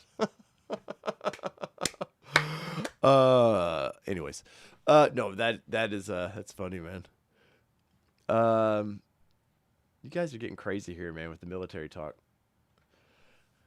Let's see. Ryan says 20th build is right around the corner. Still no window sticker yet. My understanding is, Ryan, it's the week before, but you would be right. What is today? The 14th? Yeah, you would think you had already had your window sticker, but like I said, they pushed the week of the 20th to October. And I don't know if it shoved everybody back or they just pulled that week and moved it down. Let's see. Christopher says, I hope you're at SEMA and have a drink on me. What booth will you be at? Christopher, my SEMA passes for press. So I'll be all over. But if you're out at SEMA and you guys, hell, we'll all go do drinks somewhere, man. We'll go grab a garbage burger at some casino. And Terrence Mooney, dude, you're killing it, dude. I appreciate that so much, man. You guys with the super chats, I don't, trust me, I'm not begging for it because I'm very blessed. You guys have been awesome. I'm very blessed about that. But you guys last month, that last month made it me able to travel to SEMA. To be honest, it funded my SEMA trip. So you guys, I appreciate that so much, man. Because SEMA is going to be huge. Let's talk about that. SEMA is going to be huge because we really didn't have one last year. So there's all these people with these custom builds that wanted to show them off.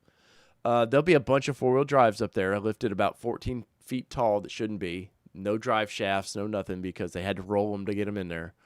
But I think SEMA, like I was kind of hinting with Mitchell, was SEMA is going to be the year. It's going to be Bronco year. And I'm really excited. You know, there's been a lot of people showing their SEMA builds, what they're doing on Instagram or whatever. But I think the real shops, like BDS and some of these guys, I think we haven't seen anything yet, man. Those are the powerhouse guys. You want to see what they're going to do. So, and I actually have a very inside connection to BDS, and I've not even asked them about it. I need to do that. Terrence, man, I'm very, very blessed. Let's see. Chad says you should have Pickens Party of 5 YouTuber shows on. They've got some interesting Bronco content. Yeah, I follow them a little bit, Chad. I don't know if the drink might bother them, but I would definitely. I'll have anybody. One of you can come on the show. I don't care. We'll talk Broncos. But remember, if you're new to the channel, this channel's not just Bronco, though I do dedicate generally Monday nights to it. But had a softball game. I have to also. Did I put it up? I have to say, some of the funding this channel has done, guys. You're helping kids' dreams come true, and I don't say that lightly. You guys have helped. Well, by watching the videos, I've taken some of that money and I fund last year last spring I funded a 10U girls softball team and a 13U girls softball team. I helped fund that. This fall we've done a 13U softball team. So when the Monday night shows don't happen, it's because I'm committed to be there and coach. But I say thank you for watching the videos and helping the little girls play some softball. Let's see, Skyjacker, BDS, etc. What are we talking about there? Let's see, maybe a SEMA vendor will show off a Bronco hardtop option. I mean, the way Joe, I don't know if you were here when Mitchell was on here, he said that he thinks there's 2 companies trying to develop a hardtop for the Bronco. I don't see the long-term practicality of that. Because I think once I don't know anybody that has a Jeep hardtop's like, you know what? The aftermarket's so much better. And generally, I don't know anybody in Jeep world that has soft tops that I see them buy them used sometimes. Wrecked Bronco or wrecked Wranglers or something happens, they might buy them that way. But I don't know that there's a big community looking for hard tops. So I've been skeptical about aftermarket world bringing hard tops to it. But hey, they would do it better than Ford right now, right? Let's see what we got going on here. We need to do some shooting. You guys, crazy. CT seems to. Cigar, what are we talking? I'm sorry, you guys have your own conversations sometimes, so I get lost at what we're talking about. Cigar Texan says, "All-Terrain Nation money," whatever that means. I appreciate it. Dr. Simple Beauty 300 says a YouTuber stated that the hard tops are starting to get delivered. What have I heard as well? I know. So I don't like to talk about too much my inside connection to the Wabastos plant because I have one good source there, but I don't like to. And if I have two solid sources on it, differing sources, I like to talk about it. But I will say this: the new tops are not new tops. Let's get that out of the way. It's just the top they were supposed to build starting last spring. I'm hoping I'd be curious to see how they're going to seal it. My understanding, what my inside source was telling me, when they sandwich this stuff together, that's why at the bottom that we were seeing some of the cardboard exposed.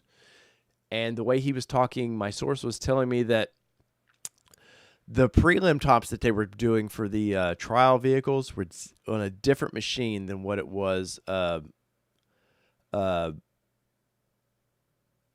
what the actual manufacturing machine does. So they were trying to solve that issue, I guess, with the manufacturing. But I was told specifically that there is no 2.0 top at all. It's just the tops, how they should have been built from the get-go. Let's see. What's up, Bob Matthews? You got your poster finally. Well, Bob, it was glad that Bob is the gentleman that I interviewed from inside his Bronco a couple months ago. Bob, I'm glad that you waited so long to get your poster, even though you've had your Bronco for so long. Let's see. Rusty Jeep. Rusty Jeep, how's your channel doing, man? Hell, I'd have you on any time, dude. Rusty's been waiting on a Bronco like everybody else. Oh, okay. Thank you, Cigar. I see what you're saying now. Terrence here funded me with that awesome super chat, and he's like, Dave, I'm the guy waiting on a base with a Sasquatch. Oh, man. When I talk about those things, Terrence, and to any two-door guy that I may, or a base guy that I may piss off with that, when I discuss these things, I'm not looking to hurt anybody's feelings with that kind of stuff. I look at it as I read the industry. And when that's how I approach, like, hey, they shouldn't do this. And even Mitchell, I think, was on the same page of they have too many options. Like, he seemed, with the Wild Track, he was definitely on that, hey, man, I don't get it. I think certain names sell well, and I think Wild Track sounds exciting. And honestly, I think you look at that and you're like, oh, dude, I'm getting the Wild Track. Oh, it's got that extra goat mode. Well, I guess if you lived out in California or somewhere in the desert where you can do a lot of dune running, that'd be awesome. But I don't know. Waiting on a base Sasquatch is wrong. Let's see. I heard the tops are going to be a little thicker and sturdier. Yeah, Kevin, that's definitely. I was told they weren't putting enough coating on them, so they definitely are going to be thicker. And I think the biggest hurdle that everybody, once these tops come out and they look nice, you're still going to get some clicking noise from the tops moving. I think the way that Jeep does that center sport bar that goes across, it gives that Freedom panels a solid point to mount.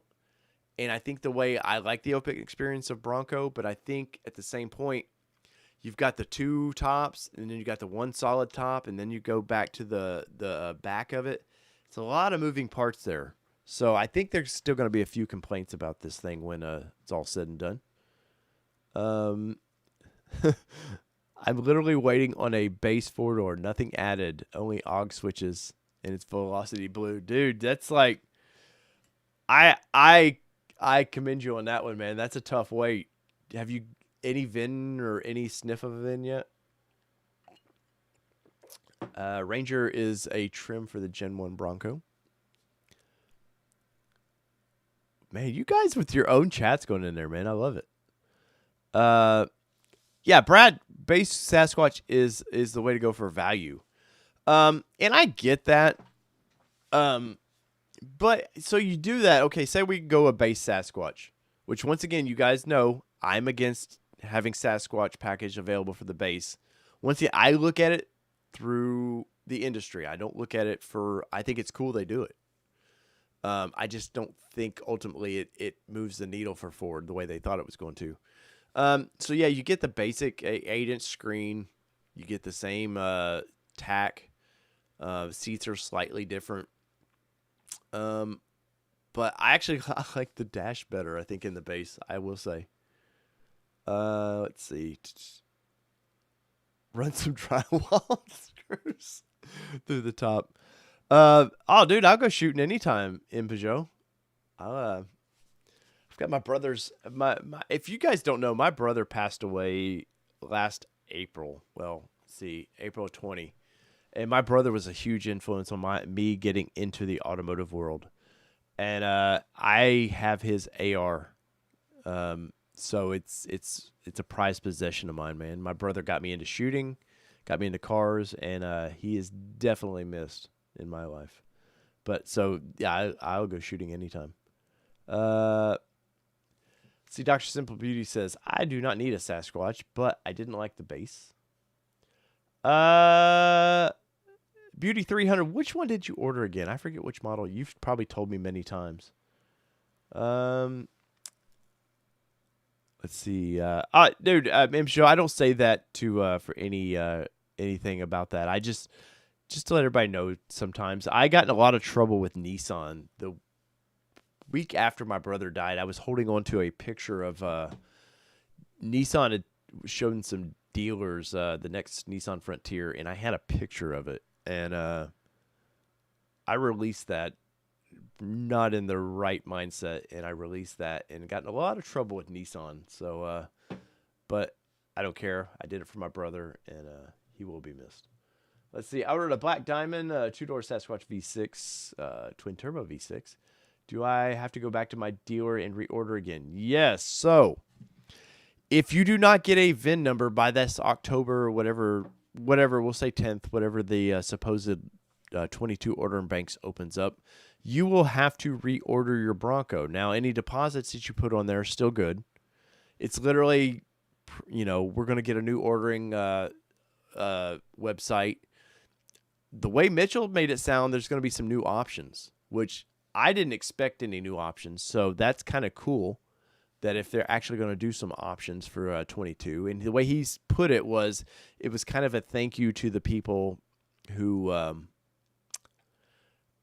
have been pushed to 22s. So I'm curious what those options are going to be. Thank you, Payment Ends. But you're definitely going to have to reorder, but I don't think it's literally you can print at the end of it. You do your build and price there on the Ford website, print it out or print it as a PDF, send it to your dealer. They do it. I don't think it's a big deal at all. And I think it's going to be fun, honestly. Don't look at it as a bummer. Look at it as man, I get to new options that these 21 guys aren't going to get.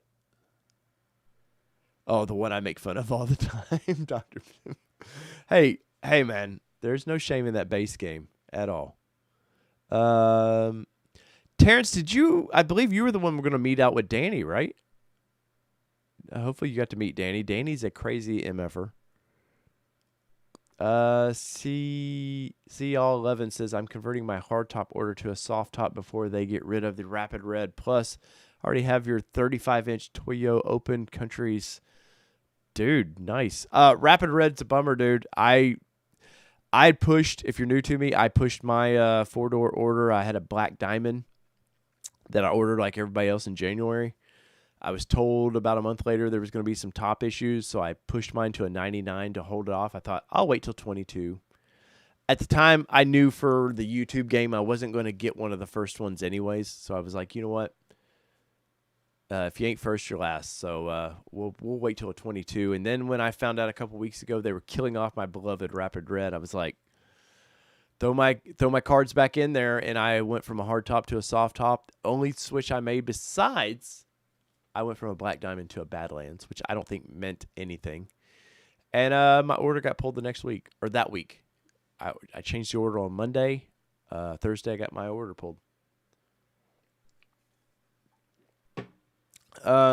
Race Red or YouTube Car Spotter guide says. Race Red or, I don't know. The green doesn't do anything for me. The hot chili pepper cowabunga red -2+1, whatever that color is, doesn't do much for me. So, and speaking of that, did you guys see on Bronco Nation, they did a comparison, I think, of the Rapid Red versus the new hot chili red. And I've seen that hot chili red on, I want to say Ranger. I could be off. It doesn't look like Rapid Red. In the pictures they've shown, man, are different lighting situations, and it's hard to tell in that. Velocity Blue, why is this? What? Terrence, you showed up and he didn't meet. Did you intimidate him? I will get in Danny's ass about that, Terrence. You can believe that.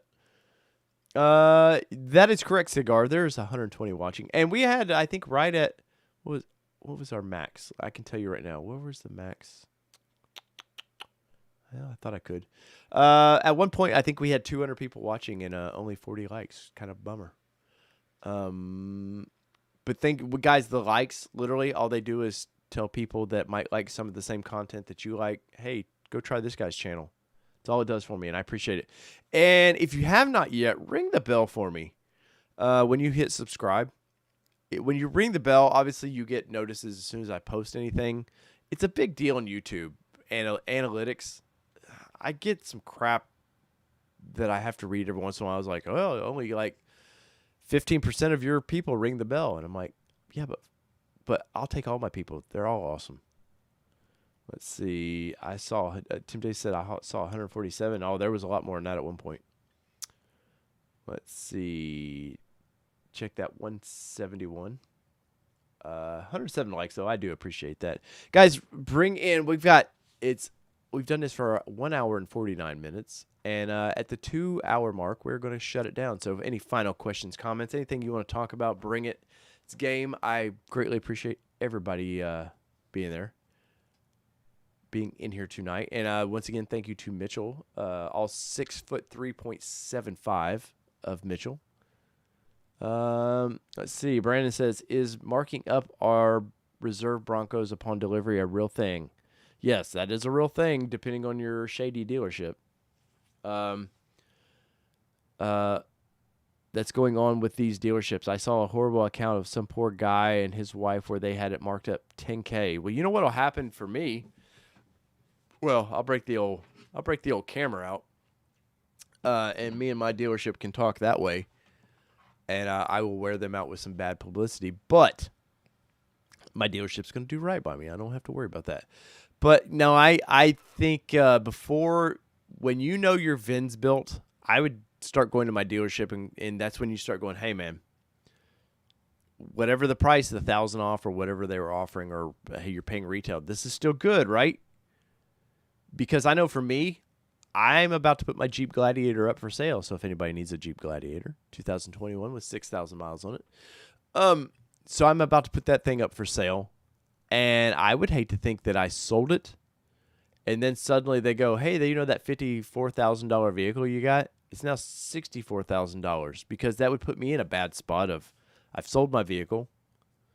Because I'd rather sell it outright than trade it in. Even though dealers are giving like ridiculous money. But double check, man. I mean, wear your dealer out with that stuff. I've said many times, don't wear your dealership out about, hey, when's mine coming in? When's it coming in? But once you get a VIN, they kind of know. So I would definitely start hitting my salesman up going, hey, final price, right? But I think too in October when the new build and price comes out, I think you're allowed to move your Bronco too. Now, if you put a big deposit down, I don't know how that works as far as your dealership, how they would refund that or what. But I do believe if you have to put in a new reorder, you're allowed to move your VIN or move your Bronco. And I meant to ask Mitchell about that. Simple Beauty says my dealership has 421 orders to mark up. Everyone would be foolish. Yeah, I agree. It would be nice to get a. You guys talking guns, man. Cigar. Yes, Terrence Moody did throw that $99 out there, and I appreciate it greatly. Joe says he put 1,000 down on his. What did this group do to secure your Bronco? I had to put. My dealer asked for $500 deposit, and they took the $100 that I put for the reservation fee towards that, so I ended up only having to put $400 down. I know some dealerships definitely they didn't ask for anything till I think it was Granger, my buddy Luke with Lifestyle, who was on a couple weeks ago. I think he had said that his dealership didn't ask for anything until you got your VIN, and that's when they said, hey, okay, you got your VIN, it's time to get serious. So nice, only $100, dude. That's awesome. Paul Elliott says, does the Gladiator have a bed rack or Rotopacks? No, the Gladiator is completely it's the Willys edition, but it's completely stock. I had plans to modify it. I've got a lift for it, a small leveling kit for it, but that's gonna go away because literally in about a month it's gone. So, and I should do okay on it. That's paid $50,000 for that. I think I'd get my money out of it. Let's see, delta between MSRP and invoice maybe was $1,100. Yeah, I know some people who were, man, I got $1,100 or I got $1,000 off, but they had to travel, and Granger was offering that, I believe, and it just wasn't worth it to me at all. I was like, you know what? If I have problems with it, I'm going to have to deal with my local dealership.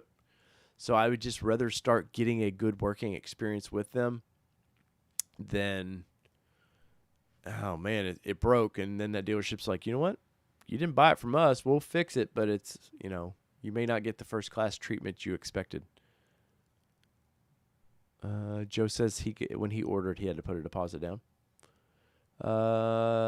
Let's see. My dealership has 108 orders. I'm 88th, and they have 26 allocations. 5 have already come in, and you're definitely out of luck. Yeah, dude, I hate to say it, but I think by late spring you have yours. Other Tim Davis says, All-Terrain Nation, can you explain why you would need a leveling kit for the Bronco? Well, okay, so have you ever noticed? Oh, let's do this. We need a Bronco for this. And if you haven't noticed, look at all the cool little. There's a cassette tape. I don't think you guys can see it, but I will give somebody. I will give them this Bronco right here if they can name what cassette tape that might be. But we got the DeLorean, we got Knight Rider, we got a Bronco, we got some Nissan stuff. Obviously, a C8 Corvette. But let's get into this. So, leveling kits. You get your Bronco. If you ever notice any vehicle, they're tilted down in the front. And you go, why are they tilted down? It's all about braking. So your front brakes do about 70 to 80% of the braking anytime you push that pedal down. The backs are just really to slow the wheel from spinning. So they have them angled down so all the weight transfer is easier. So when it dives down, when you hit the brakes hard, it dives down. What a leveling kit does is makes it literally sit level. So it looks a little taller, usually by an inch. And that's pretty much it. There's no awesome factor to it. It doesn't increase performance of anything. Like the one I had, I put it up of the TC Customs. It's a little plate. Just moves the coil down, basically. and picks the body up a little bit. Well, not the body, but pushes the suspension up. And that's about it. Other than that, doesn't do much. It can help you sometimes if you want a larger tire. Just having that little bit of a half inch or inch up front can help you, allow you for bigger tires. But that's it. Let's see. What are we talking about? MC Hammer, guys. Crazy. Cigar said, I got 53K. What are you talking? You're talking about guns, guys. Let's see. Any of you guys in Vegas? I definitely. Oh, ABBA. Wait. Did you guys hear ABBA's getting back together? They had a new song come out. I have to say, like, it's a guilty pleasure. You throw some ABBA on every once in a while, and I'm definitely Dancing Queen or whatever. I'm all about that. Even though usually I'm more of a Chevelle kind of guy or something crazy. Do you guys have? This is kind of crazy. Are you guys superstitious? When I get a new vehicle, this is stupid, but when I get a new vehicle, I feel like there's a certain band or song I have to be the first thing I play on that vehicle to set the tone of the vehicle. You know, some people name their vehicles. I'm usually big about Chevelle. I'm a big Chevelle fan. I'm ex-blues musician, but it's crazy that I like a heavy band like Chevelle, but I always feel like if I don't play a Chevelle song the first time I get in that vehicle, it's just like the karma of the vehicle, something like it's just not going to be right. Nope, Joe, it's not Pat Benatar. Do I look like a Pat Benatar guy? I like Pat Benatar, but I don't think I would put a Pat Benatar up there. But somebody, you know, I will say this, it's from the 80s, that cassette tape, or the band is. ABBA does rock, man. I haven't got to hear the new song, though. Cassette Tape Mobile says, Beastie Boys License to Ill 3. Great freaking album. But no. Dr. Simple Beauty says BB King. No, the thrill is not gone back there. I like other Tim Davis. That's a close one. Death Leopard's Hysteria. Close. Kevin says he saw Chevelle and they are awesome. Dude, I saw Chevelle in 2012. I'm one of the worst, as a musician, I'm one of the worst people to ever go see a show with. Because I hear the mistakes. I'm critiquing. I can't enjoy the show. But Chevelle, I freaking enjoyed that show. Chevelle, Bob Matthews with the Anthrax call. Dude, I like it. But no. Sandman says Tom Petty. No, but I seen Tom Petty in 1994. Happy that I got to. Tom Petty's one of those guys now that he's passed away. You're like, I got to see one of the legends, man. Beastie Boys do rock. No, I'm not saying Chevelle's heavy, but as a blues musician, compare that to Stevie Ray Vaughan. They're a little heavier. Rusty Jeep says Slayer last guess. No, I will say, Rusty, though, I was a huge Metallica fan. I saw Metallica on the Injustice for All tour in 1989. Starwood Amphitheater here in Nashville. I had 7th row seats. I was all of about 5 foot tall. I probably weighed like $110. And, dude, at the end of the show, they got everybody to rush the stage. It was freaking awesome, but I about got trampled. Guns N' Roses concert. I saw Guns N' Roses when they brought back Slash and all that. They played Nashville. I love Tool, man. I do love Tool. I can't get into the new Tool album, though. I've tried. I'll listen to it, and it's not bad. But I can't get into it. All right, final call, and I'm going to bring the cassette out. But final call. I'm curious. Bon Jovi, Dr. Simple Beauty was my first concert I ever seen. I was able to see Bon Jovi on the New Jersey tour in 1988, I believe. It was freaking awesome, man. I had no long hair at all, but I still tried to spike it up like everybody did. Matt says, is it a Journey cassette? Nope. Suicide, dude, I do like some Suicidal Tendencies. No, it was not Stryper. You guys, I love the guesses, though. I love this guess. Oh, dude, Ryan, that's awesome, man. Petty is that's a loss, man. That's definitely a loss. Nobody answered. Is there a certain music that you have to play when you get in your vehicle for the first time? Is there a radio station or is there something you have to do? I really do. I feel like I set the tone of the vehicle for the life of the vehicle if I play certain songs or kind of have that B50. I love the B52s. I do love the. Other Tim Davis says, nope, Brad, it's not Van Halen, though. I've seen Van Halen I got to see him with Sammy, Gary Sharon, but I never got to see him with Dave. Such a bummer. No, no Kid Rock. I'm not a Kid Rock guy. Nice. Let's see. I seen Rush. So little background. My wife she was in music management. Kelly was, which you will see on the show more. We're prepping her for. She will be with me. I'm going to Texas. I'll be in Austin. A couple weeks. I think. When is it? October 3rd, I think, and 4th. I'll be in Austin, Texas, covering some trucks for the channel.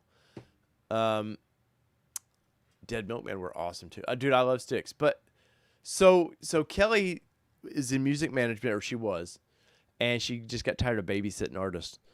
And her uncle drives tour buses, and not just like he's the guy they all request. Beyonce and all these people request this guy. Old dude, man. They love him to death.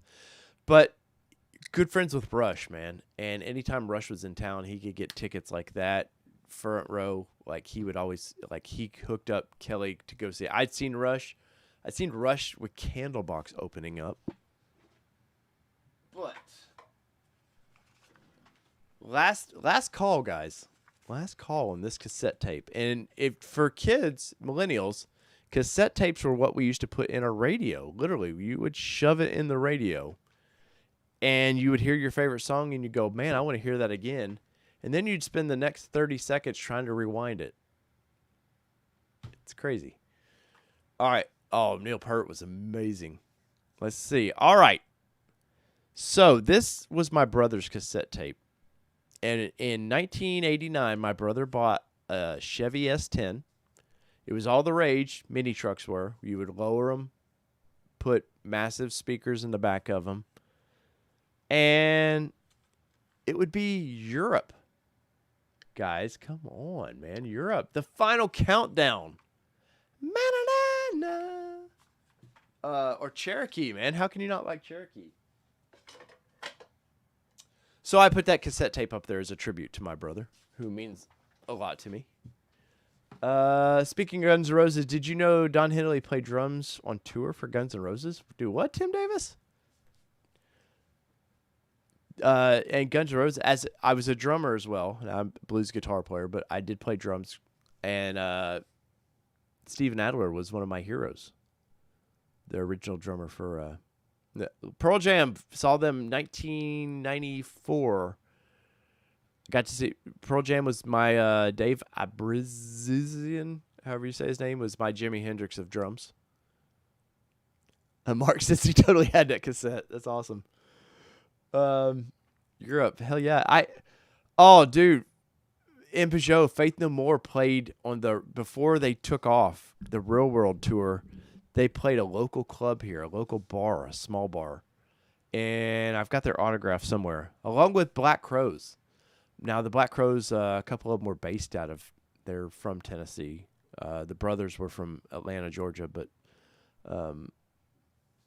anyways. Well, this has been music time. And I feel like I've killed it here tonight. Once again, I want to say thank you to Mitchell. I really do.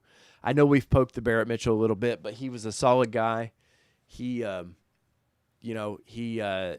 me straight up. He's like, man, I'll answer whatever questions you got, man. I don't care. Let's see. Oh, the wife got rained on. She's at a softball game and she got rained on. That's a bummer. Anyways, so whether it be 2-wheel drive, guys, 4-wheel drive, it doesn't matter what you drive. Hey, and did you notice a new intro? I'm going to do one specifically for Bronco Nights, but guys, I appreciate everybody being on here. Thank you for smashing that like button. Thank you for all the super chats. I greatly appreciate that. It does help fund the channel. And tag George from Texas. I get him in my DM somehow, man. allterrainnationmedia@gmail.com. So there you go. So whether it be two-wheel drive, four-wheel drive, it does not matter what you drive because this has been your All Terrain Nation. I'm your host, David Boyd, and we are out. Peace, everybody. Love y'all.